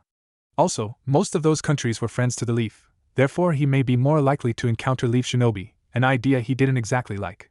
North and south were equally unappealing for various reasons, so with only one direction left to go, he pointed to one of the furthest cities on the map, Port City. He figured once he got there he could jump onto a ship leaving for another country. Seeing where the kid pointed, Akihiro said, "Port City. Well, kid, looks like you're in luck. I have business there myself. You can ride with me, and besides, it'll give you a chance to work off what you owe for those peaches you ate, unless you got the money, that is." Naruto, pulling out a frog wallet he called Gamakan, which was a present someone had left in front of his apartment door on his 5th birthday. However, there was no need to look inside, as it was plain to see that it had been on a diet for some time, to which Naruto gave a small pout. Laughing loudly, Akihiro told him, "That's alright, like I said, I'm heading that way to offload those peaches. They are a delicacy in the land of water. You'll work for me till we get there in about 2 days. You can start by helping me bring my remaining merchandise from the stall into the wagon." Snapping a salute, the boy walked past him and began to get out of the wagon until it dawned on him he had no idea where the man's stall was. He stopped and asked, "Where is your stall?" Roaring with laughter, Akihiro said, "I'll show you. By the way, what should I call?" "You can call me Akihiro." Not willing to give his real name, he said the first thing that popped into his mind, "My name is Miso." "Okay, that's a weird name, kid," uttered Akihiro. "Yep, my parents must have really liked it, huh? Considering I was raised on miso ramen, I shouldn't be surprised," Naruto said, trying to cover the fact that when he was asked for a name his mind blanked and the first thing to come in it was a flavor of ramen. "Well, Miso, let's get moving. I want to be out of here by nightfall, and besides," Akihiro said while looking out the flap of the wagon, "looks like a storm's coming this way." Kakashi Hatake was tired. These long A-rank solo Umbu Black Op missions were killers. His job had been to find a daughter of a noblewoman, rescue her, and eliminate her kidnappers all in one go. What had made this particular job all the more of a hassle was the fact that instead of a dainty noble, he had to rescue one that could stand to miss a meal or six, and of course the kidnappers just had to hire a missing knee as support. In the end he had succeeded, but his back was going to need a nice long soak. It certainly wasn't easy to carry someone of that size at full speed while dodging enemy jutsu. Oh well, he thought with good cheer, nobody ever said being Umbu was going to be easy. The sun was just setting as the gates of Konoha were coming into view. He noticed a gathering out front of the main gate. Deciding to find out what was going on, he adjusted his course to approach the Chunin in charge. Upon getting closer, the Chunin, a young woman roughly about the same age as him with striking red eyes, noticed him and seeing his easy pace instead ran up to him. "Dog, the Hokage wishes for you to report to him right away," the Chunin told Kakashi with some urgency. "Very well," he said, not very motivated after all. If the Hokage wanted him to report that badly, he would probably be sent out on another mission right away, and he had just picked up this new book that he was really interested in reading. But orders were orders, so with a nod he quickly shunshinsed to the Hokage tower. Appearing in front of the Hokage's door, and receiving a dirty look from the secretary for all the leaves the jutsu deposited, he knocked on the door and entered. Seeing the Hokage, he immediately knew something bad had happened, for the village leader looked as if he has gone without sleep for quite some time. Once he is in front of the desk, he stood at attention saying, "Dog reporting as order, sir." "At ease, dog," commanded the Hokage, and then goes on to say, "You may remove your mask, Kakashi." Kakashi took off the Umbu dog mask, setting it on his belt while waiting for the Hokage to compose his thoughts. "First off, Kakashi, I trust your mission was successful." Upon receiving a nod from him, the Hokage then went on to say, "I'm sorry I have to send you out again so soon, but a matter has arisen and I need your talents once more." "Does this have anything to do with the shinobi at the gate, sir?" Kakashi asked. "Yes, Naruto is missing, and possible injured or worse," the Hokage answered with a voice filled with pain and regret. What happened?" questioned a stunned Kakashi, "and why haven't the Inuzuka been able to locate him?" "We believe that the Inuzuka have been poisoned, preventing them from joining the search." Before Kakashi could inquire about that, the Hokage went on to explain the previous day's events. Getting up from the desk, the aged leader looked outside, seeing lightning in the distance, and turning to face Kakashi, he said, "With this storm approaching, I need you to head out right away, before any evidence of his location is washed away." "Yes, Lord Hokage." Accepting his mission without hesitation and with thoughts of relaxing with his new book furthest from his mind, he took off for Naruto's apartment. Upon reaching it, he went inside to find something he could use to give his nin dogs a scent to follow. Seeing the apartment was quite messy, he moved to the bedroom, stopping by the bed. He then picked up Naruto's sleeping cap. It had been a birthday gift to him from Kakashi. Looking at it, he thought back with some anger to how the third had ordered him and Jiraiya to give Naruto a wide berth. The Hokage had not wanted the secret of Naruto's parentage to get out, and not just to enemies from outside Konoha's walls but within. Therefore, he and Jiraiya were forced to watch Naruto grow from a distance. After all, if you had two men so closely tied to the fourth Hokage looking after an orphan blonde-haired boy, well, even the slowest of people would be able to connect the dots. But that didn't stop them from trying to do what they could to make Naruto's life better, such as leaving birthday gifts at his front door, making sure to keep him in free ramen coupons, and hell, Jiraiya had bought Naruto's apartment building. While he still paid rent, it was all going into a high-yield bank account that Naruto would receive upon making it to Jounin, or he learned the truth, whichever came first. Pushing such thoughts aside, he took the cap with him as he made his way outside the village. Once outside the main gate of the village, he summoned Pakken, one of his nin dog. "Hey Kakashi, long time no see," the small pug-like dog said in his rough voice. "Sorry Pakken, no time for pleasantries," Kakashi said while kneeling down. He then pulled out the cap, presenting it to the summons. "Here, take a whiff of this. I need you to follow the scent." "No problem, but who are we looking for?" the dog asked.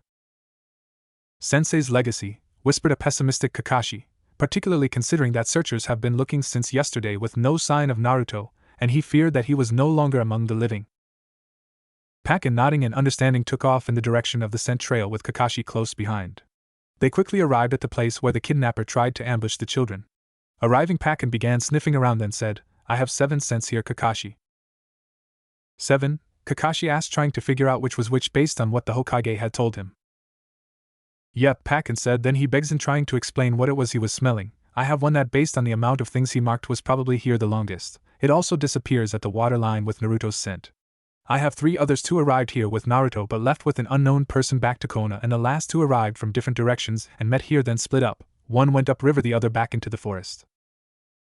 Kakashi took it all in and thought, according to what the Hokage told me, the ambusher and Naruto fell into the river. Okay, so that means the 3 that headed to the village was the Chunin Irika and the 2 girls. The one that headed upriver must be Naruto's teacher Mizuki, and the other I don't know, perhaps one of the other teachers. Believing he had a clear picture of what happened, he told his theory to Pakken and that they are going to head upriver. Pakken said matter-of-factly, "I don't need to tell you my nose isn't going to be a whole lot of good if Naruto never left the river, right, Kakashi?" "Let's not think like that, Pakken," he responded, and then looked up at the approaching clouds. "Besides, it's all we can do. In the end, once it rains, any traces of him will be lost." Both then proceeded east down the center of the river at full speed, trusting that the pug's nose will be able to pick up a trail despite how dark it was getting. A short time later, the Nin dog came to a halt and began moving to the northern riverbank. Seeing Kakashi come up behind, Pakken stated, "Naruto left the river here." Pulling out a glow rod, Kakashi cracked it and kneeled down, inspecting the riverbank, but he saw no sign that anyone had been there. Looking at Pakken, who had moved on to dry land, he asked, "Are you sure?" "Definitely," he responded. "Also, the teacher, Mizuki, was here, and both scents head in the direction of Konoha." Standing back up, Kakashi ordered, "All right, lead the way." Following the scent trail, the pair arrived a short time later at a clearing where the Nin dog stopped and began moving around the area, picking up the different scents. Looking up, he said, "They both passed through this area, but after Naruto reached here, he begins to head away from the village." Looking around with the glow stick, Kakashi still saw no sign that anybody had passed through the area. That fact bothered him greatly. Why was there no sign of Naruto passing through the area? Also, why after reaching this area did he begin to head away from Konoha? What was it he was not seeing?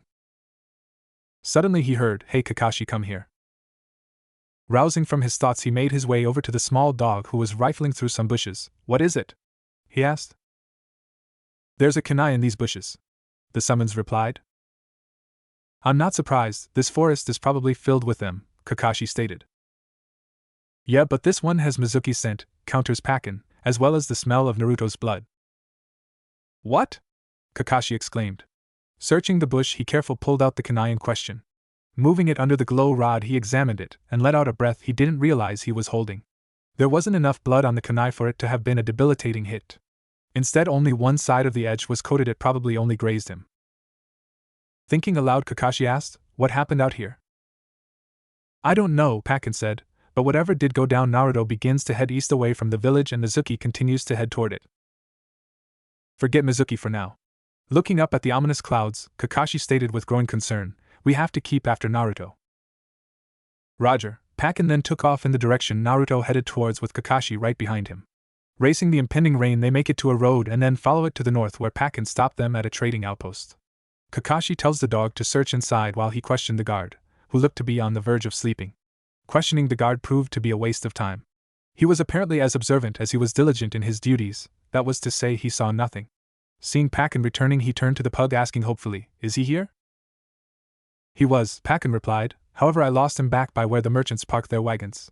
Considering there is no scent of him leaving the outpost, he probably jumped into one of the wagons as it left, and before you ask, the only way I'll be able to pick up his scent again is if he gets off, or he is close enough that the wind carries it to me. We'd have to pick the right road to follow, especially considering the turnover of this place. I doubt many of the merchants from this morning are still here.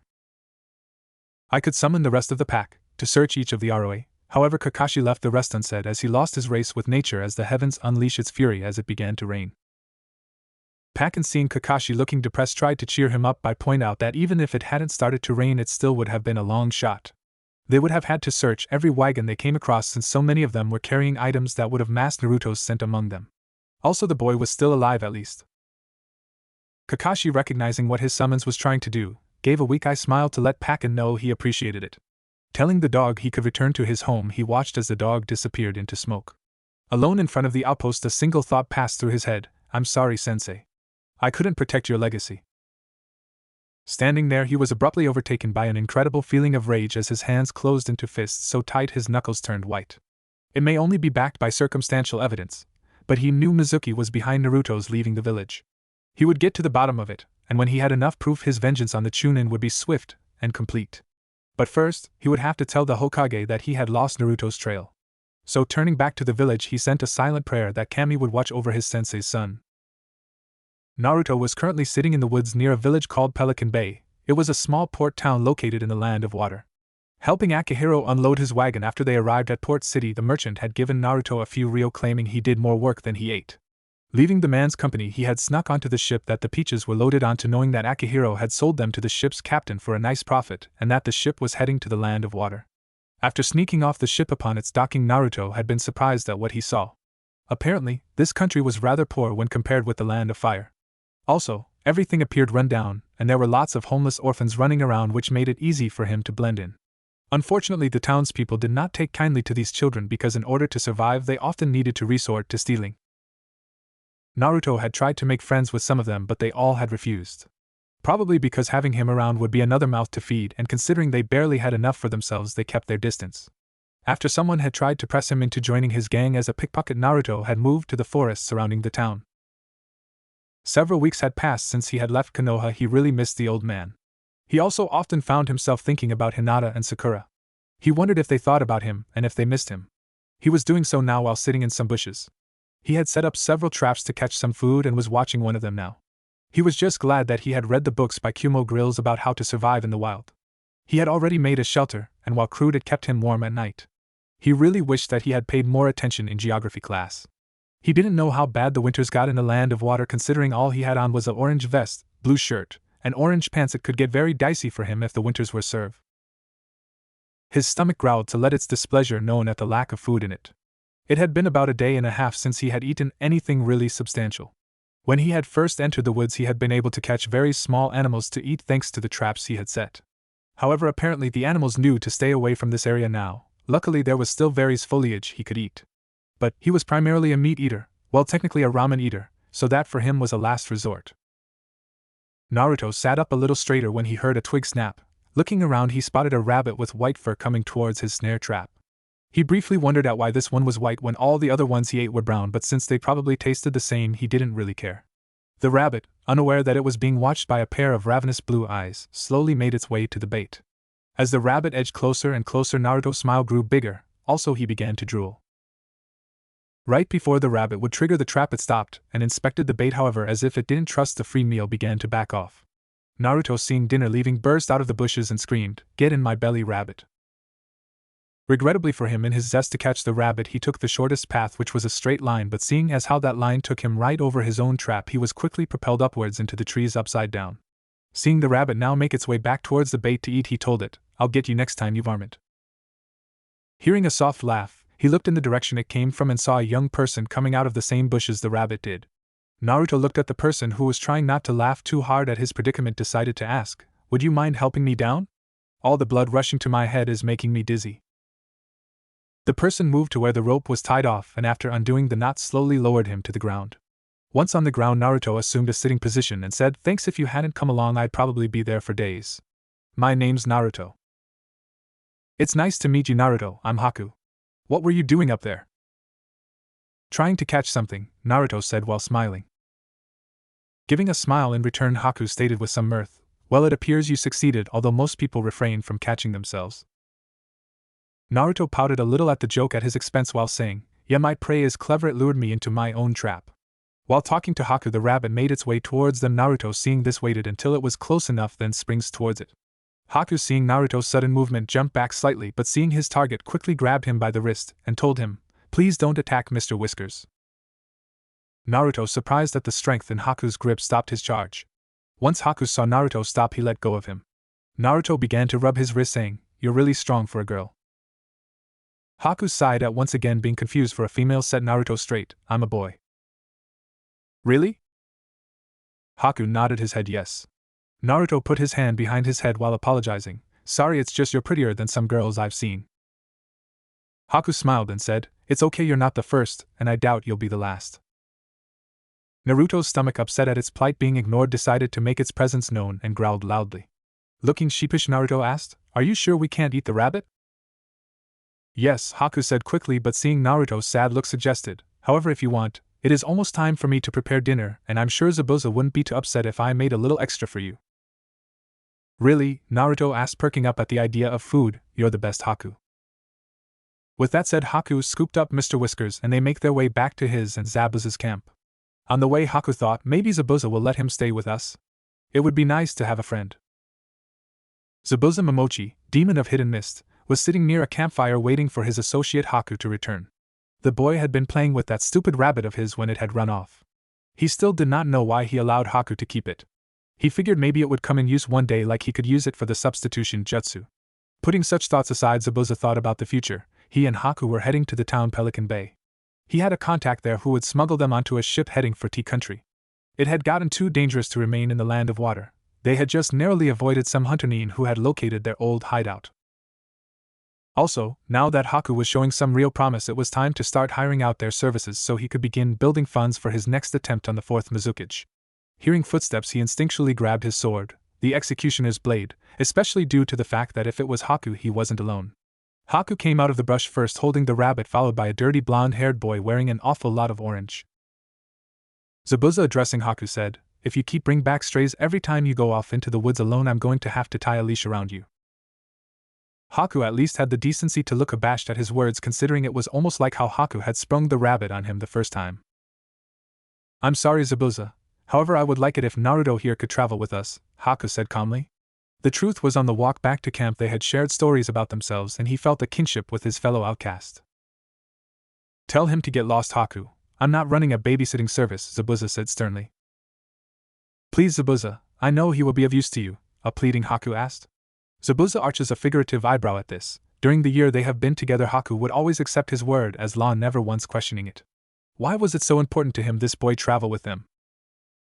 Come here, boy, Zabuza commanded. Naruto, who was hiding partially behind Haku, moved in front of the man holding a great big blade. While Haku led him to the camp, Naruto had told him the tale of how he had come to be in the forest. However, he had left out the part with the red chakra, afraid that whatever had made the adults of the Leaf Village so afraid of him was that, and if others knew about it, they would fear him too. Zabuza, looking down at the undersized boy, had very high doubts that he will be anywhere near as useful as Haku. His face clearly showed this, so Haku speaks up. Go ahead, Naruto, tell him how you defeated the ninja who attacked your friends. You took down a fully trained shinobi. I doubt that, shrimp, stated Zabuza, his voice full of mirth at the idea. I did so, responded Naruto, angry at being called a liar.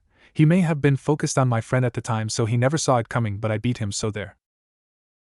Tell me how it went down then, Zabuza said, still amused. Naruto then went into how the ninja came, threatening to take Hinata Hyuga, and how after making the ninja believe he had killed him, stabbed him in the back, with both of them falling into the river. While only a half-truth, since the only part he left out was the red chakra, either Zabuza nor Haku were able to detect the deception. Let's just say I believe your story. You're a long way from the Leaf. Why aren't you at home being celebrated as a hero then, boy? Asked Zabuza. Naruto told them about his teacher Mizuki's betrayal and also how most of the adults treated him as if he didn't exist for as long as he could remember. However, Zabuza remained unconvinced at Naruto's future usefulness, so deciding not to bring him with, he said, You can stay and eat with us, but in the morning we're leaving and you are not coming with. But Zabuza. Quiet, Haku, he said, cutting off Haku's protest. The boy got lucky, that's all. You heard him, he was only in the Leaf's academy for 6 months. Whoever this ninja he killed was made the mistake of dropping his guard, and the pipsqueak her simple capitalized on that. Haku simple looked at Zabuza with disappointment, causing him to question his decision, considering losing Haku's trust would hurt his future plans. Suddenly a large shout of, You can go to hell, caught their attention. Naruto had been sad at being told he couldn't travel with them. After all, Haku said his master was strong, and he still wanted to learn how to be a shinobi.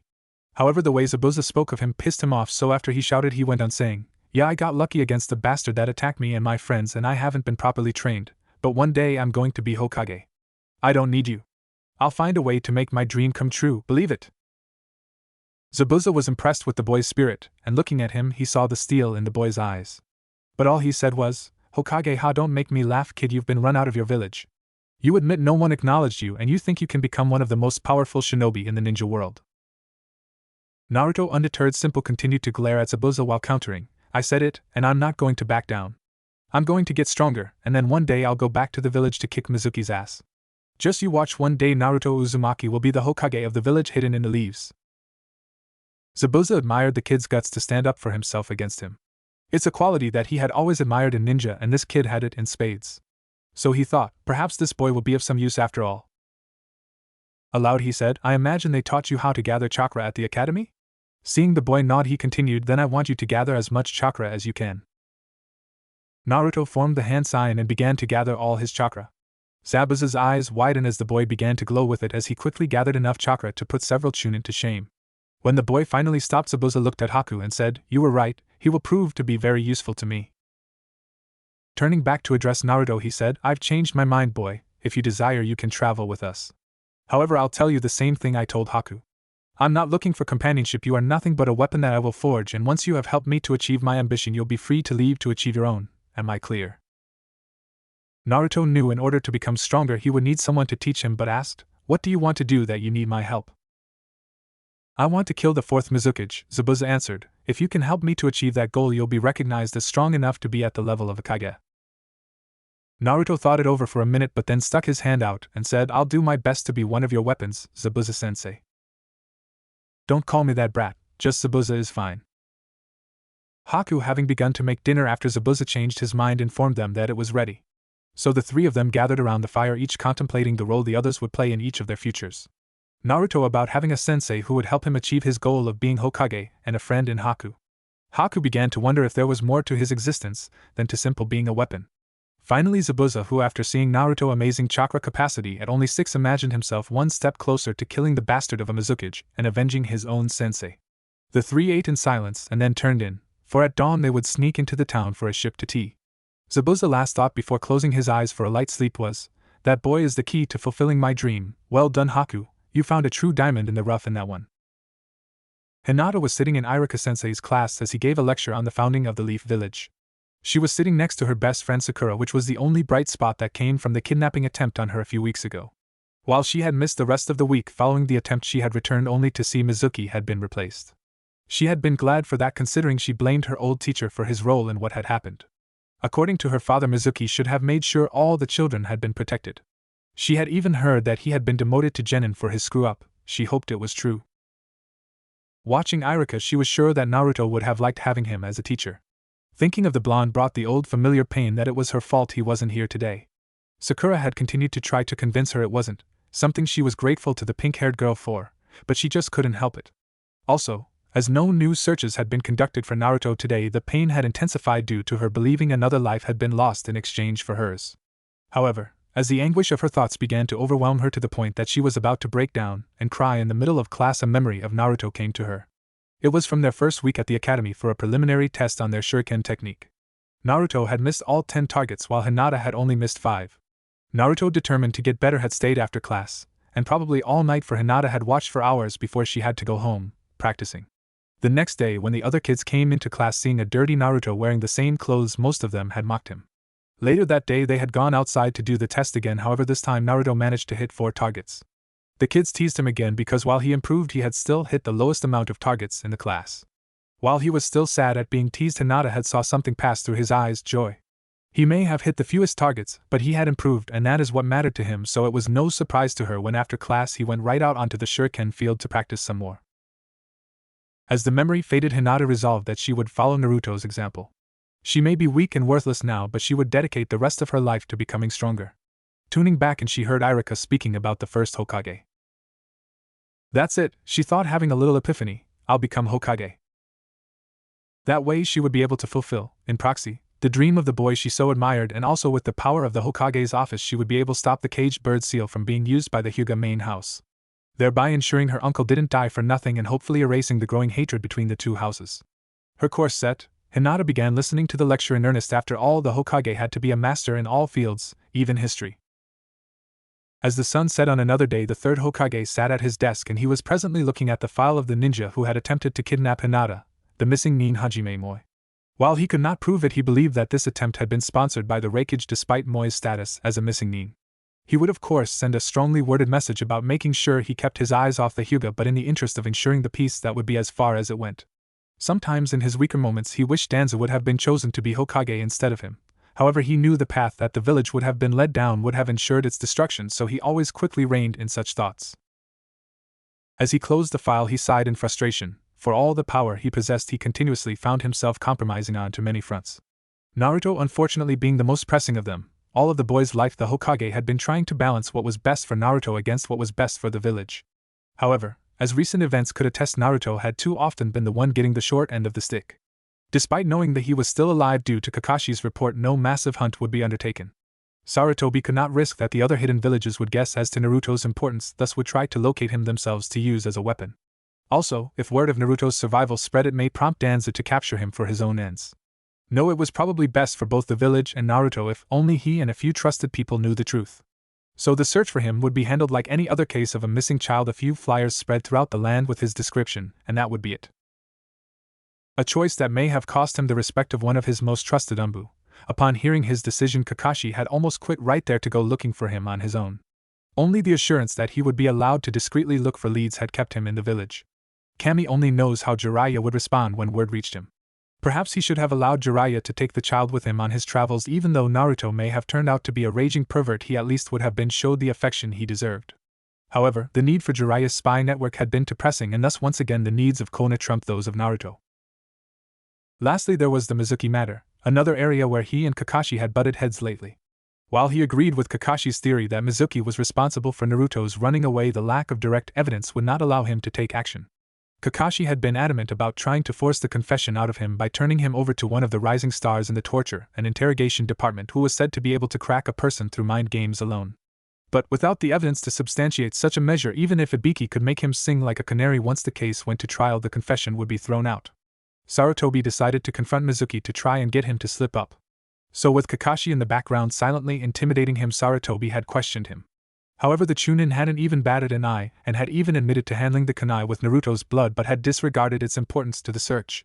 When Kakashi asked why his was the only scent on it besides Naruto's, Mizuki hadn't even hesitated when he responded that perhaps Naruto had cut himself on it. After all, the boy was quite clumsy at times. So with their strongest piece of evidence not even being able to link Mizuki to Naruto directly, he was forced to let him leave. But not before he told Mizuki his final ruling on his suspension. Not only would he be permanently removed from the academy as an instructor, but he was being demoted to genin.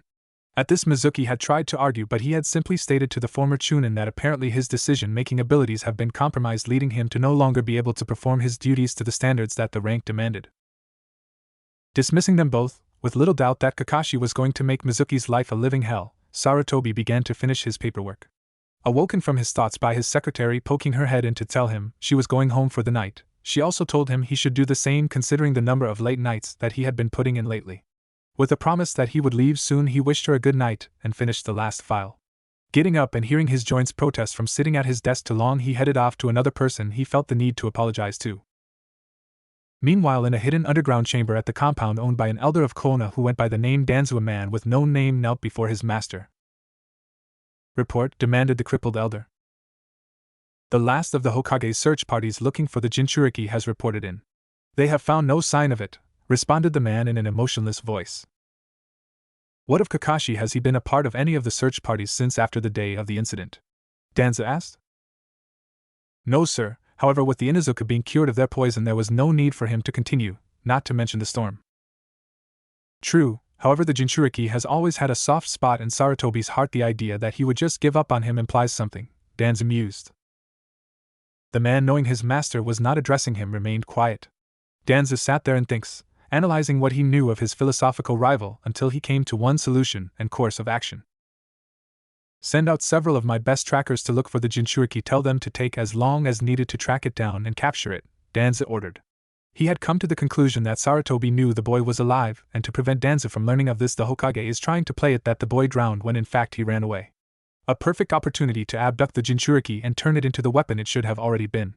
The man, knowing he has been dismissed despite not really understanding why his master would tie up his best trackers looking for a boy that probably drowned, left to fulfill his orders. Sarutobi, having left the tower, made his way to a safe house near the Yamanaka flower shop. he had set it up 6.5 years previously. Walking inside, he bypassed the seals on the door restricting access to him, and only a few of his most trusted associates, and Umbu. Walking inside, he acknowledged the salutes from the Umbu on guard and made his way to the master bedroom, passing the nurse on duty. There in the master bedroom, lying in the bed, is a woman with red hair. She had been laying here for 6.5 years, ever since the QB attack to be exact. After the stress of having given birth, and then receiving news about the death of her husband, her psyche snapped. She then attempted to kill her own child, believing him to be the creature he contained. He and the others such as Jiraiya had attempted to calm her, but the only thing that had a lasting effect was a genjutsu, in which a wife never lost a husband and a child had not had a burden of such magnitude placed on him, and the three of them were able to live happily together.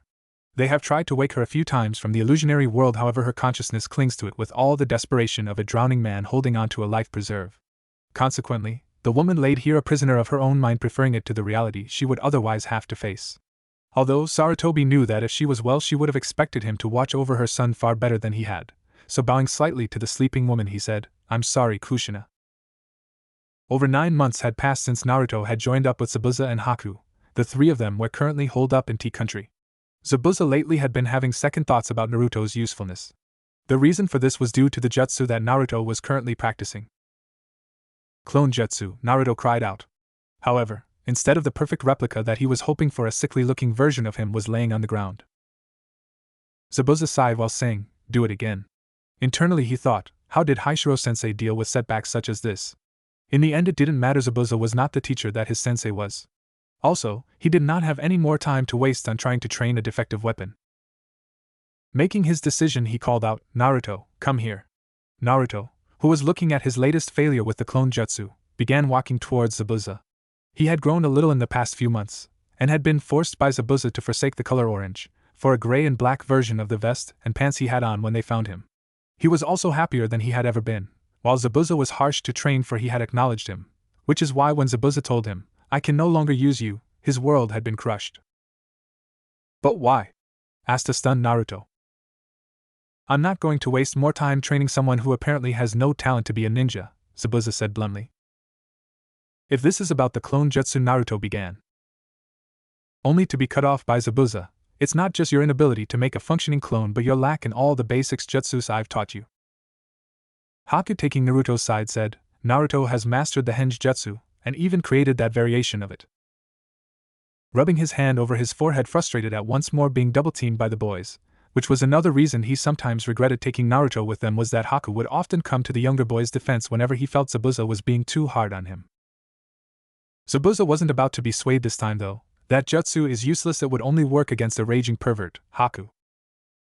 At that moment, in a hot springs in the land of fire, the world's self-proclaimed super pervert sneezed, alerting the women that he was researching to know they had an uninvited guest. Running away as fast as possible, the gallant Jiraiya only had enough time to wonder, before being overtaken by the mob of angry women, what sexy lady had been talking about him. "Hey, it is not useless, and besides, what about my taijutsu? You said I've really improved at it," Naruto added. "Yeah, you have, but only a fool would be willing to enter a fight with a real shinobi without ninjutsu or genjutsu to back it up," Zabuza countered.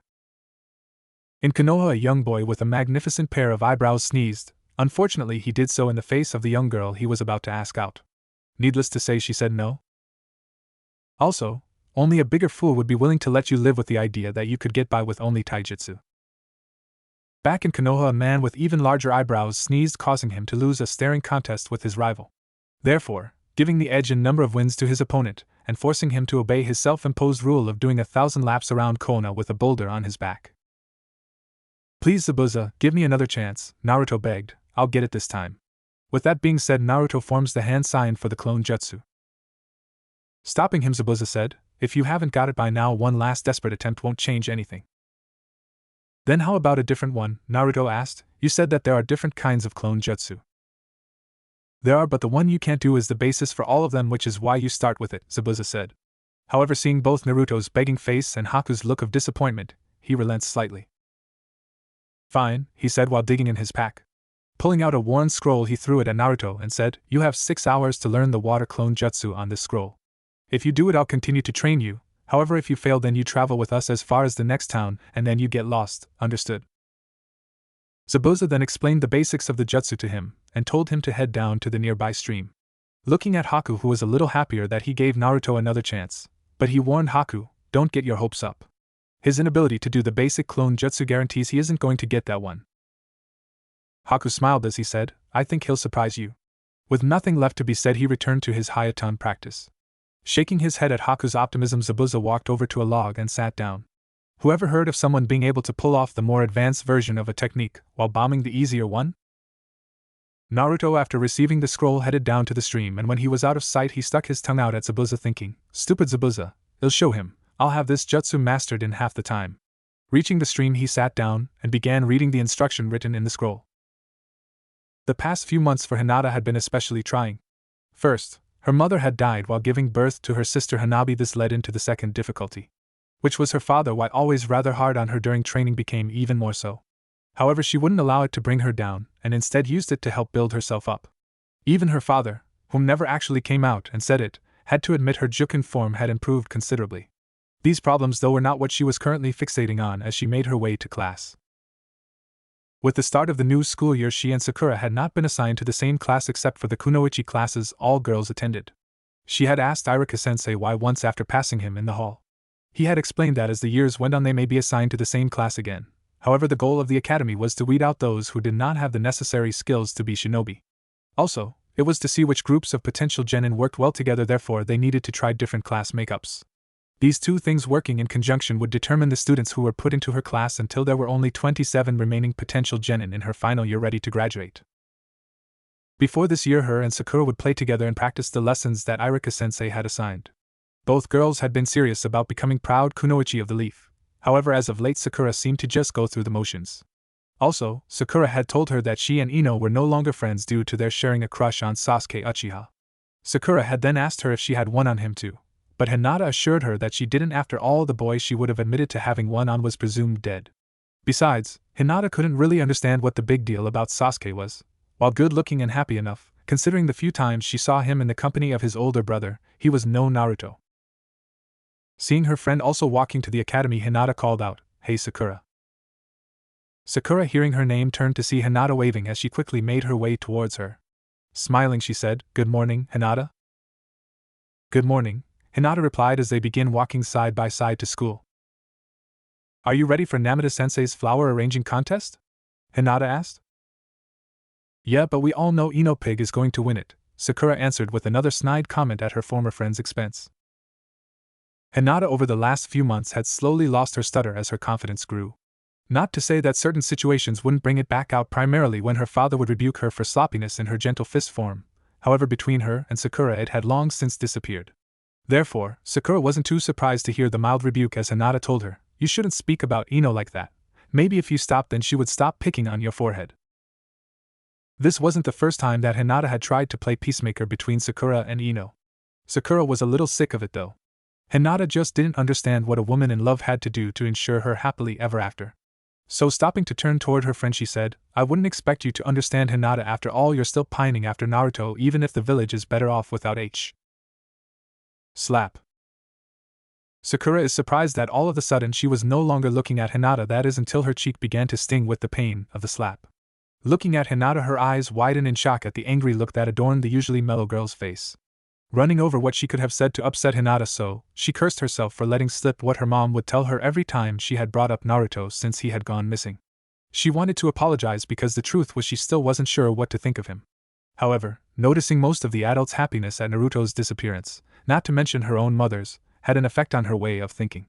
She was about to say she was wrong till the little voice that had been getting stronger as a result of Sakura hiding her true feelings in order to fit in with the other girls after Sasuke screamed, "Cha, who does this bitch think she is?" She is about to give voice to that opinion when Hinata cuts her off.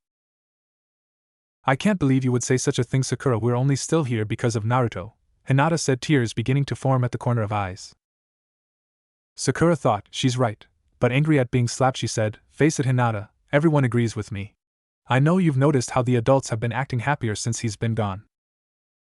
Actually shaking with rage at Sakura's words and afraid if she remains in her presence she will do something that will reflect poorly on the Hyuga, she yelled, "You're an ungrateful bitch, Sakura Haruno, and I never want to speak to you again." Turning on her heel, she resumed her walk to school. Sakura was shocked that not only did the soft-spoken Hinata raise her voice to her, but also cussed at her.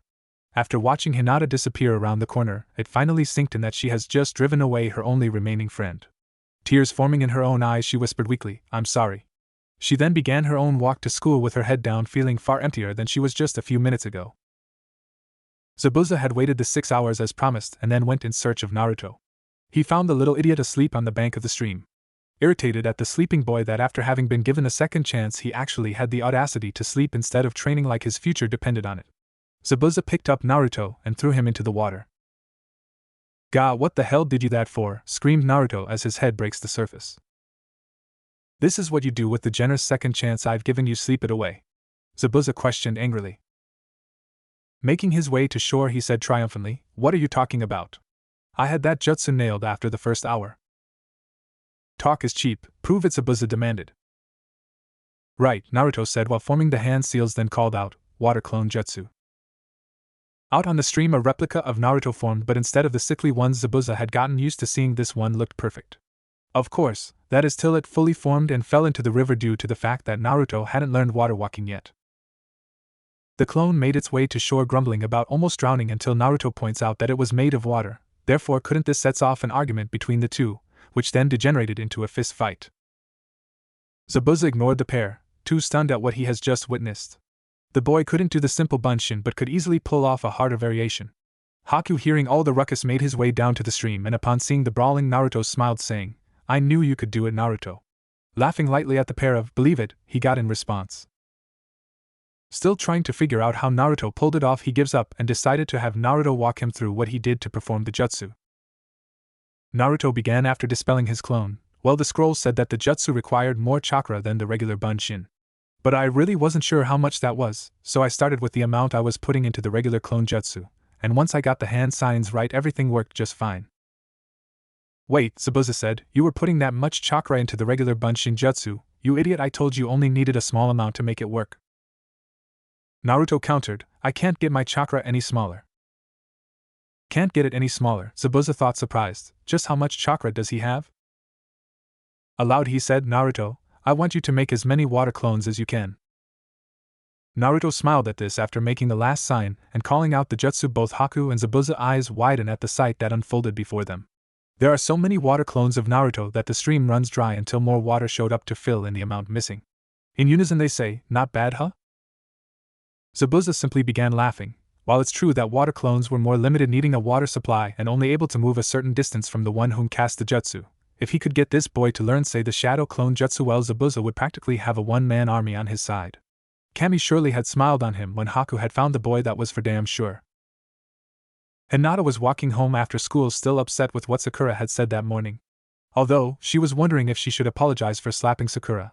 While Hinata had meant what she said, it didn't give her the right to hit her. To be honest, her desire to apologize stemmed from the fact that she missed her friend's company, and it had only been one day. Even though they didn't share the same regular class, they would meet up at lunch to eat or pair up during certain kunoichi lessons that required a partner. During lunch she had eaten alone and saw Sakura doing the same. Hinata had also noticed that when Sakura thought she wasn't looking, she would glance over with a sad look on her face. Hinata had almost gone over to talk to her then, however, remembering Sakura's words, she decided that she wouldn't talk to her until Sakura took back what she said about Naruto. So there she was, heading to the Hyuga compound for her afternoon training with her father, when an article of clothing in a store window caught her eye. It was a jacket with a hood with some white fur trimmed around the base of it. However, what she absolutely adored about it was the color. It was the same orange that Naruto used to wear. Deciding that she had to have it, she went in and bought the merchant's entire stock in her size. Leaving a very happy merchant, considering he had bought jackets that color on a lark, never expecting a lone Hyuga would clean out most of his stock on the first day. Hinata for her part felt a little better. Also, she was glad that she had saved up her allowance, and decided she would start wearing her new clothes tomorrow. Walking home with what she could carry, with the rest being delivered later. She decided that until Sakura apologizes, that the two of them could no longer be friends. After all, just because the rest of the village decided that Naruto's disappearance was good news, the two of them owed him too much to ever think like that. Hinata, walking faster, so she wouldn't be too late to practice, smiled about her finding another way to emulate Naruto. Zabuza was walking back to their campsite after striking out finding work at the local meeting place, aka the bar. He was lost in thought at what he had found. Looking at the missing child flyer in his hand, which contained the picture of one Naruto Uzumaki, apparently he wasn't as despised as he believed. However, this posed a problem for Zabuza, especially after the display this morning. Before had he found this, he would have simply contacted the office for missing children listed and collected any reward they had offered. But now, understanding what was holding Naruto back, he knew the kid had the potential to even surpass Haku. He could just not tell him, but if it ever came to light that Zabuza knew Konoha was looking for him, he would lose whatever trust he had built with the boy. On the flip side, if Zabuza did tell Naruto, and he decided to go back to his village, he was in the same boat. Nearing camp, he made up his mind to put such decisions off till later. However, if he hadn't been so distracted by his moral dilemma, he would have noticed that he had picked up a tail ever since leaving the bar. The Kiri Hunter Nin had not believed her luck when Zabuza walked past her in the bar, especially considering that he was the most wanted man in all of the Land of Water. He even rated higher than one Kisame Hashigaki, something most in her profession couldn't understand. Yes, Zabuza had attempted a coup d'etat, but he had failed. Also, his bingo book rating was only A rank. Kisame, on the other hand, had killed an important feudal lord and was S rank. Surely he was the bigger threat. Despite this, almost no resource was sent after Kisame, while the Hunter Division spent everything on the manhunt for Zabuza. However, such thoughts were for later. The only reason the hunter hadn't attacked him right away was most of her jutsus were water-based, and she would need a good water supply for when she attacked. So she would follow the target until the opportune moment. When Zabuza made it to camp, he didn't see either of the boys. Figuring they were down by the stream, he made his way toward it. Seeing that Naruto was watching Haku practicing his Kekkai Genkai, he made his presence known. Getting up, Naruto made his way to Zabuza to see if they had any work. Just as he is about to reach him, Zabuza tackled him to the ground as two kunai buried themselves where Naruto would have been. Zabuza quickly rolled into a crouching position, using the flat of his sword as a shield, keeping it between them and the tree where the kunai knives had came from. Zabuza angrily called out, "You must be a big man to pick a kid as your first target." Dropping from the trees is a Hunter Nin wearing a white mask that has red marking as well as the Kiri symbol etched into the forehead. The Hunter Nin said in a bland voice, "I'm not so foolish as to believe that these children you've surrounded yourself with are anything but trained weapons." "So a Kiri Hunter Nin has finally caught up to me, huh?" Zabuza said with a smirk. "The Hunter Division must be slipping, since I haven't seen any sign of you guys in over a year." "Oh, were you in a hurry to die, Demon of Mist?" countered the hunter. "You're the one who's going down," screamed Naruto right into Zabuza's ear. "Ah, shut up, you idiot," Zabuza said, bonking Naruto in the head with the hand not bracing the sword up. Looking over at Haku, he gave him a hand sign to stay hidden behind the tree he had been using for cover. "It appears your tool does not know when to be quiet," the hunter commented after witnessing their interaction. "You're the tool lady," Naruto countered. However, Zabuza simply replied, "He's a work in progress." Grabbing Naruto around the midriff, he jumped back to where Haku was hiding. "You two stay out of this, understood?" he ordered. Walking back towards the Hunter Nin with his blade on his shoulder, he asked, "You got a name?" "None you would know, traitor." "Well, I guess you'll just have to die nameless," Zabuza said. With that said, he launched himself at the Hunter Nin, who responded with a hail of kunai. Zabuza swept them out of the air, closing the distance. He then cuts the hunter in half, only for the two pieces that hit the floor to turn into a split log. From one of the trees on his left, a dozen shuriken fly at him. Unable to deflect them all, he was forced to retreat towards the stream.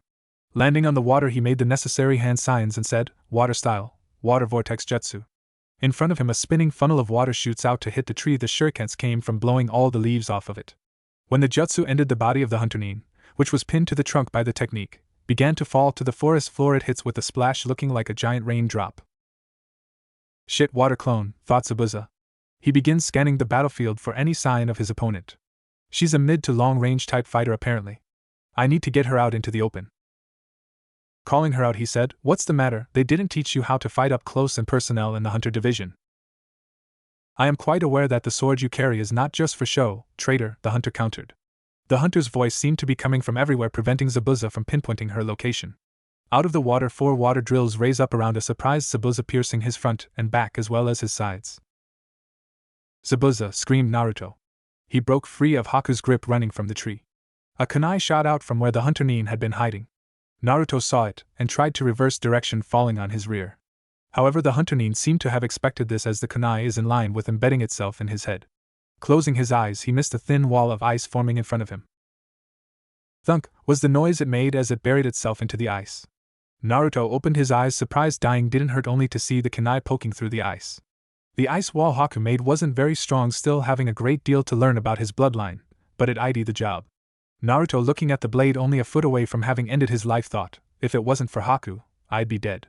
Shaken by this revelation, he sat there not moving. Haku ran over to Naruto, hauling him to his feet while saying, "Come on." Running to another tree opposite from where the kunai was launched from, Haku and Naruto crouched down together, with Haku's arms wrapped around the younger boy protectively. Naruto, coming out of his shock, said, "Thanks, Haku, but Zabuza." "It's okay, Naruto, look at the stream," Haku replied calmly. Naruto did so in time to see Zabuza's floating body dissolve into water. A water clone, the hunter thought. When did he make it? Of course, when I lost sight of him behind the water vortex. Warning bells go off in her head. She quickly vacated the branch she was standing on. Zabuza, dropping from above, swung his sword downward through the spot an instant later, cutting through the branch the hunter had been on. Both land on the forest floor, with the hunter knees back to the water, moving his sword so that it was resting along his shoulder. "Looks like you're not going to be able to hide while firing off jutsu anymore, and we both know you can't match me in a straight-up fight," Zabuza said, gloating.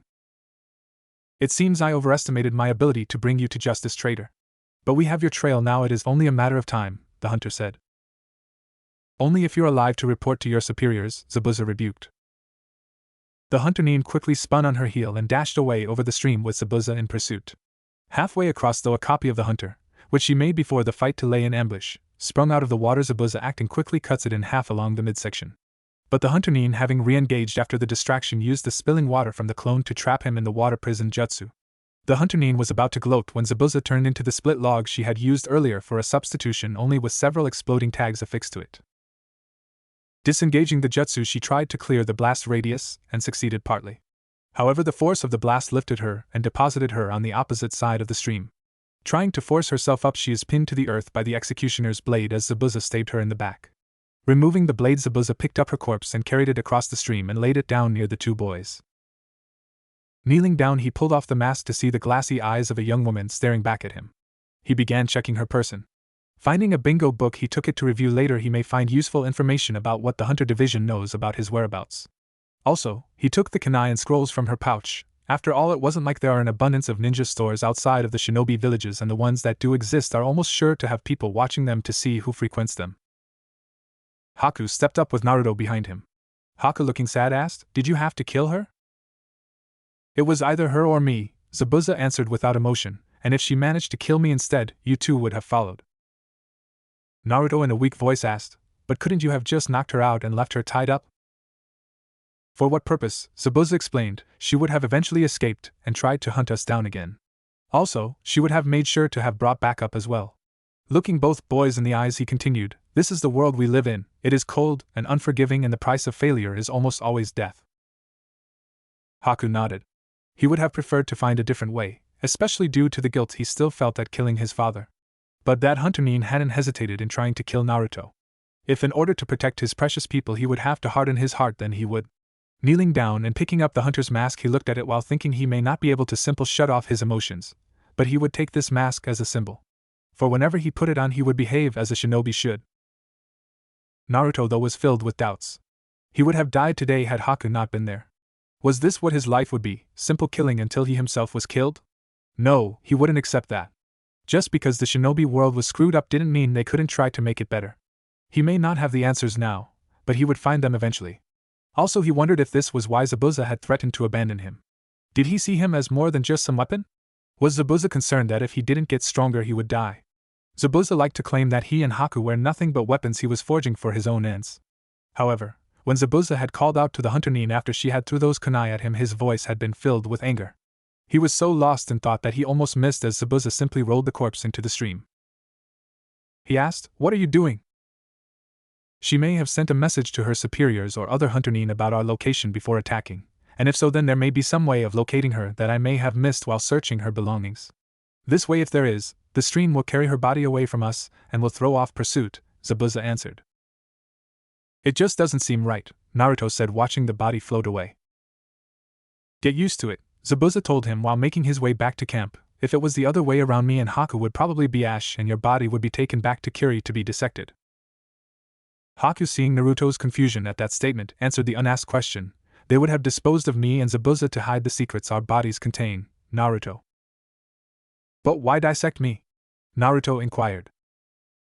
To discover the potential secrets your body contains, Haku replied, missing the small grimace Naruto had at that statement. If they dissected him, would they discover the secret of the red chakra? Was it some sort of Kekkai Genkai? Whatever it was, he still feared it, although not nearly as much as Haku and Zabuza learning about it and treating him like the villagers of the leaf. Haku, beginning to follow Zabuza back to camp, asked, "Should we get ready to leave, Zabuza?" Looking at the setting sun, Zabuza replied, "We'll leave in the morning. If she had help nearby, she never would have attacked by herself." In the morning, Zabuza found Haku making breakfast. Naruto's belongings are packed and ready to go, but there is no sign of the boy. "Where's Naruto?" he asked. "He went down by the stream to think," Haku responded, looking up from the food he is preparing. "I believe he is still upset about what happened yesterday." Leaving camp, Zabuza walked to the place where the fight happened and finds Naruto sitting with his knees curled up into his chest and his arms wrapped around them, looking at the moving water. "Hey, get back to camp for breakfast, it's almost ready," Zabuza said, but received no response. Annoyed at being ignored and deciding that if he wouldn't respond to the gentle way that he had harsher ways of getting his attention, said, "Did you hear me? I said. Was the reason you threatened to leave me behind because you were worried about me?" Naruto asked. The question had bothered him all night. Would he wake up one day only to find out Zabuza didn't need him and would be discarded like an old kunai? Or was the reason Zabuza wanted to be sure that Naruto was going to be able to take care of himself if he wasn't around? "I told you, you're a weapon that I will use," Zabuza responding as coldly as he can. "If a weapon is not capable of meeting its wielder's expectations, then it is discarded, and you need to come to terms with that. For that is the truth for all shinobi. We were used by our villages or employers, and when it is expedient for them, they'll discard us for something of greater value." Reaching into a pocket for the flyer he found yesterday, he held it out to Naruto, telling him to take it. "What's this?" Naruto asked. "It appears that the old man you keep talking about is looking for you," Zabuza answered. "If you find that this life is not for you, then you should go back. It should be easy enough to get in touch with someone that will not alert that bastard of a teacher you had, so you can return to the village, and your friends will be safe. Also, I don't need a weapon that is going to get all emotional every time there is a umph." Zabuza tried to continue, only for Naruto to spring to his feet and hug him around the waist. Confused and trying to pry the surprisingly strong boy off of him, he said, "What the hell do you think you're doing?" Naruto, not letting go, answered, smiling, "You're a big soft at heart. You try to sound all gruff and mean, but if you meant everything about me just being your weapon, you'd never have given me the means to go home." Being called soft by the knucklehead around his waist gave Zabuza the strength to pry the boy loose, and lifting him over his head threw him into the water, only for the boy to reemerge seconds later, attempting to resume the hug. Zabuza responded to this by cutting him in half right down the middle with his sword. "Hey!" shouted Naruto, emerging a few feet from where he went into the water as the clone that was just killed by Zabuza dissolved. "How did you know that wasn't me?" Zabuza said while smirking beneath his wraps, "I didn't." Naruto smiled at the obvious lie. Forming over 100 water clones, he said to them, "All right guys, it's time for operation. Somebody needs a hug." Haku, having arrived to inform them that breakfast was ready, watched as Zabuza prepared himself for the onslaught, and he grinned at the display. As water clones met their maker, Haku wondered what his life would have been like if he had never met Naruto. There was no doubt the blonde boy added something to their group. A zest for life, he figured. After all, before Naruto he had simply been content to be needed. Now he wasn't so sure, especially considering that Naruto, who was the same as him, would never give up on his own dreams. While he had promised to help Zabuza achieve his ambition, he also still planned to return to Konoha and become Hokage. Yet Haku had no dreams of his own. Was he even truly alive if he had no ambition for the future? Seeing Zabuza dispose of the last clone and that the real Naruto was trapped under Zabuza's foot face down in the dirt, Haku informed them that breakfast was ready. Watching as Naruto, having been led up by Zabuza, appeared to be happy, despite being wet and muddy, came to decide that while he may not have his own dreams for the moment, he would dedicate everything he had to helping his two precious people achieve theirs. And, who knows, perhaps in the process discover one for himself. Sakura was sitting by herself at lunch again, feeling completely miserable. It had taken all her willpower not to cry several times yesterday after the argument with Hinata. When she finally made it home, she allowed herself to let go as she ran upstairs to her room. Her mother, having heard her, came to see what was wrong.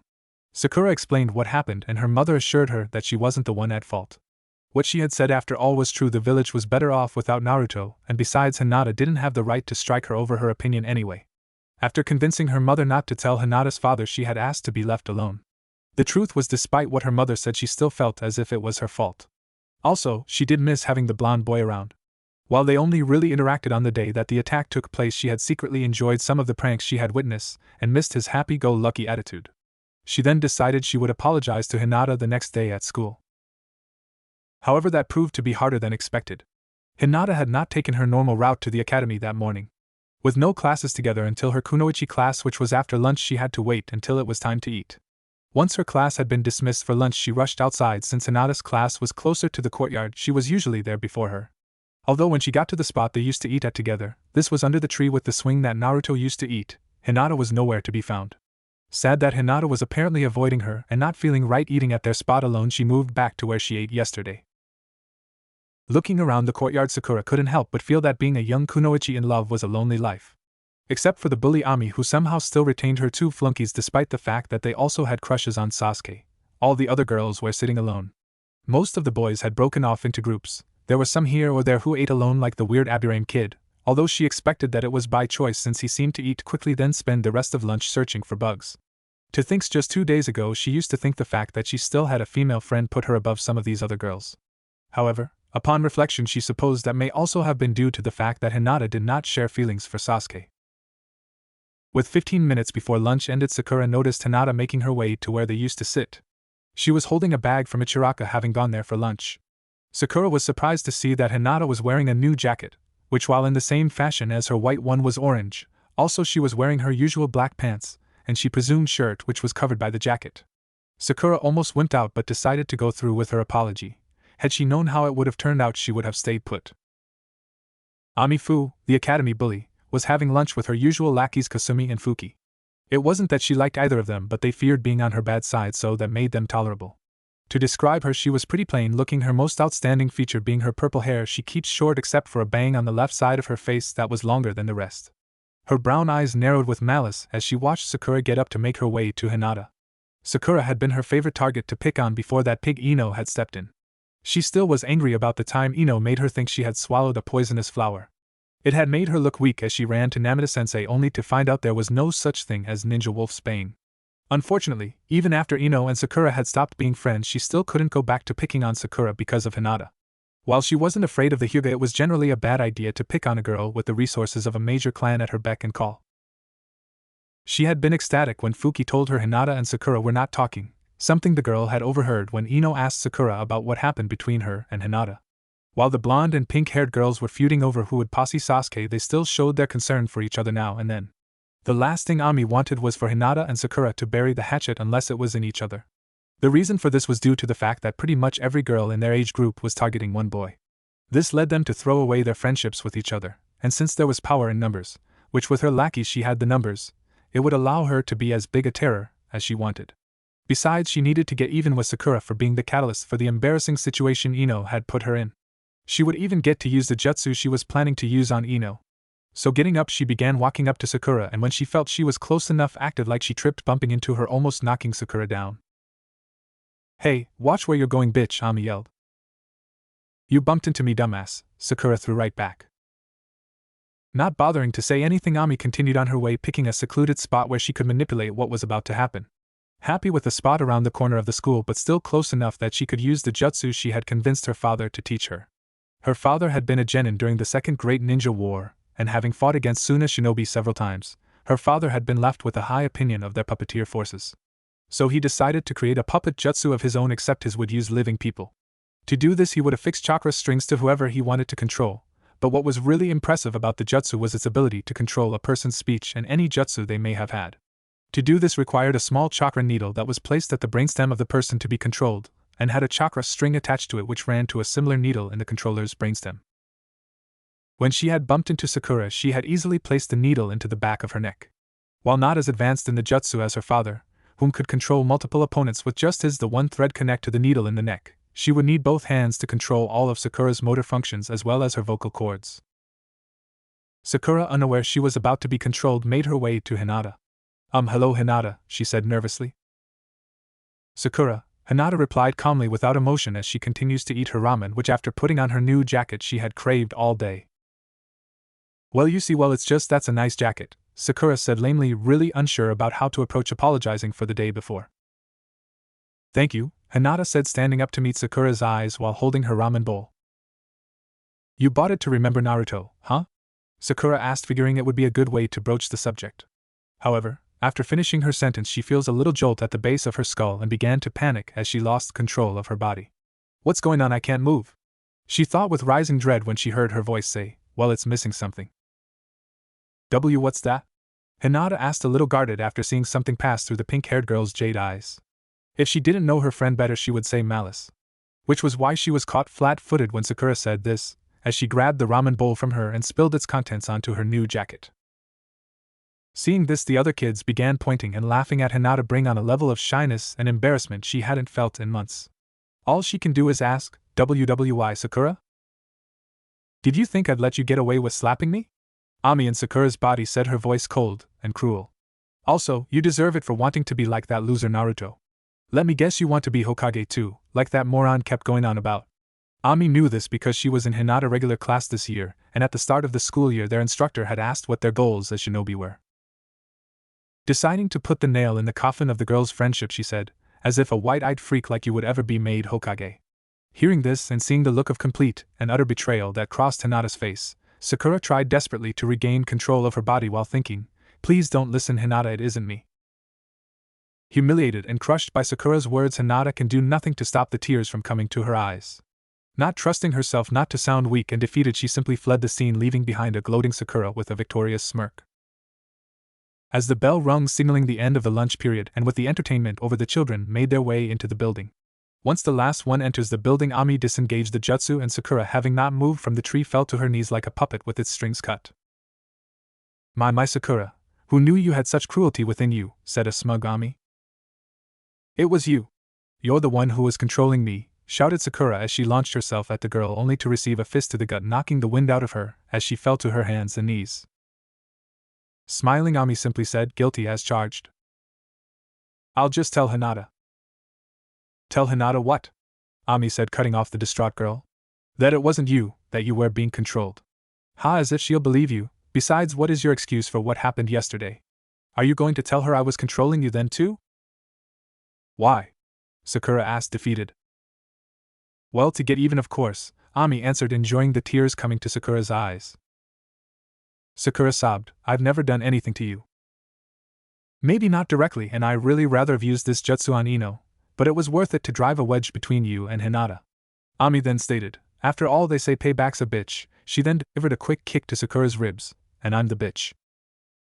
Taking her leave of the crying Sakura, she thought with satisfaction, today was a good day. Meanwhile, for Mizuki, the day was shaping up to be anything but good. He was not happy with the course his life had taken. After months of toiling as a genin, he had finally pulled a C-Rank's courier mission that would allow him out of the village without attracting undue attention, as he was sure the Hokage's eyes were still on him, only to make it to Tanzaka town to find no money waiting for him in his secret account. What was making his life almost unbearable, though, could be laid at the feet of one man, the Umbu Black Ops member Dog. Mizuki was on his way to receive a mission from him now. The Umbu had seemed to have made it his life's mission to make Mizuki as miserable as possible without laying a hand on him.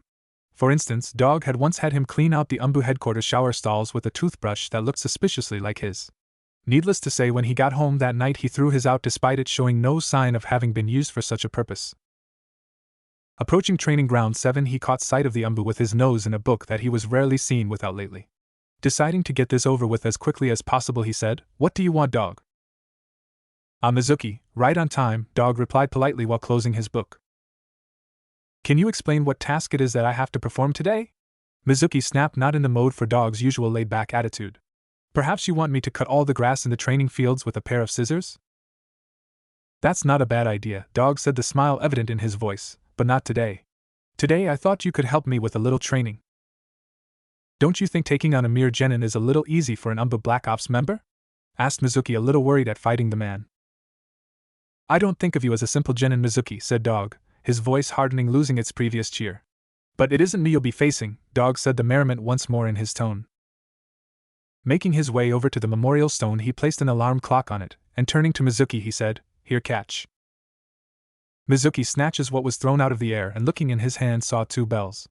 "And who will be trying to get these from me?" he asked, well aware of what the bell test is. Cutting his finger, Dog said while making hand signs, summoning jutsu.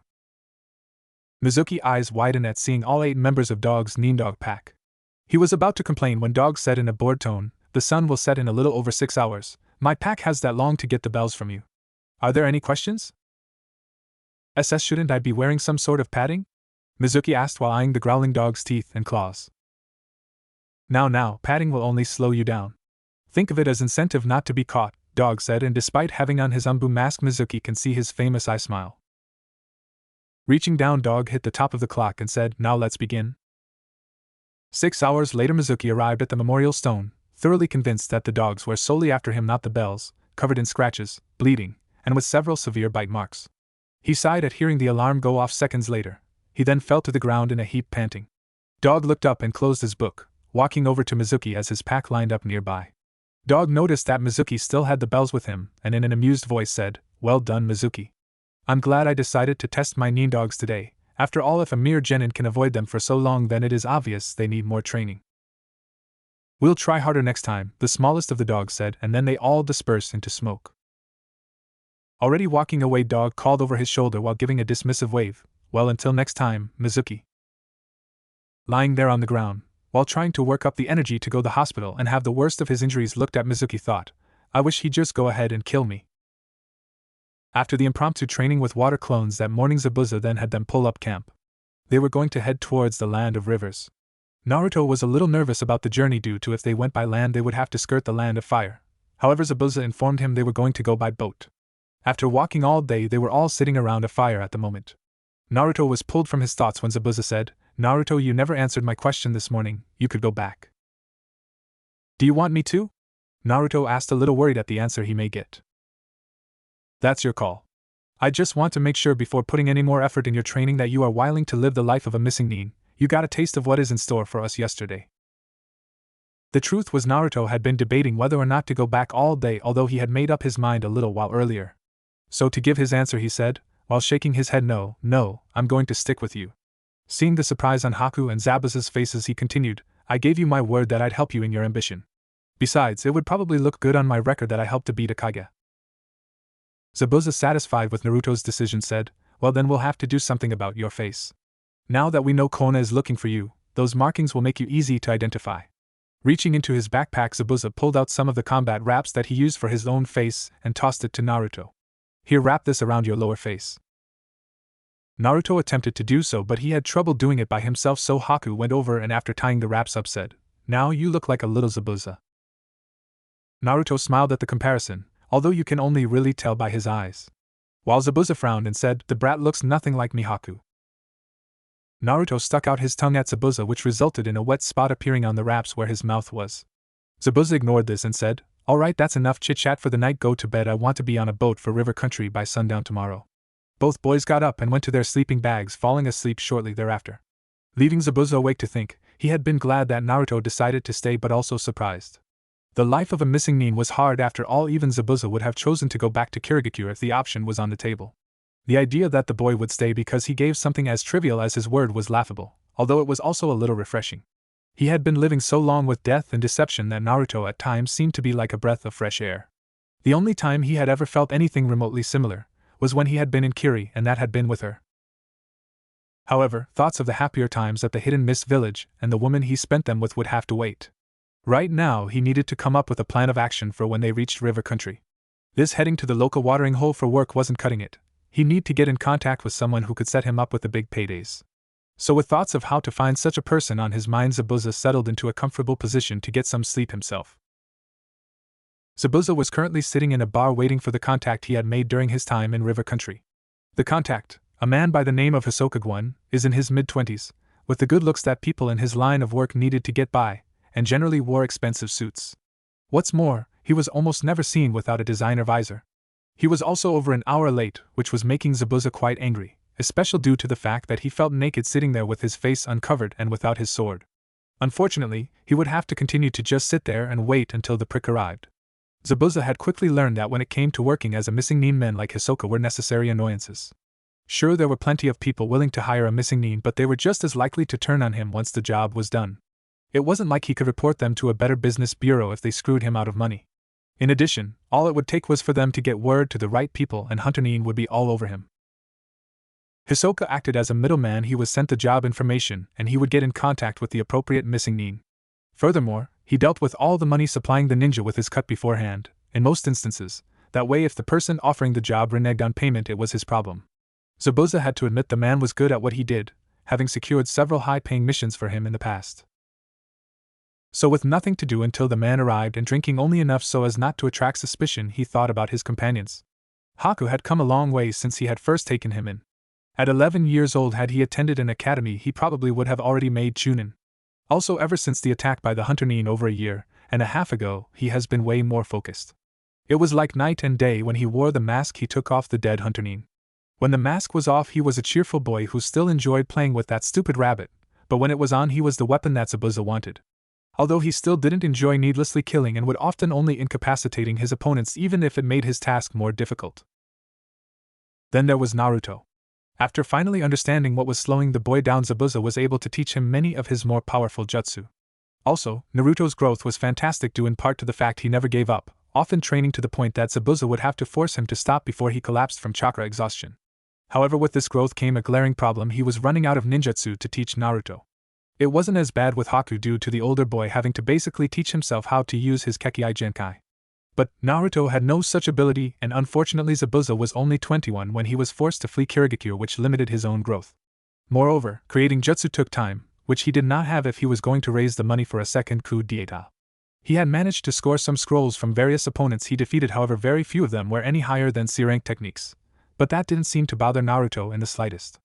All he would have to say is, "I'm teaching you a new jutsu," and it could be some lame E-ranked one, but Naruto would still get all excited demanding to be taught. Looking up to scan the room again, he spotted his contact making his way towards him at a leisurely pace.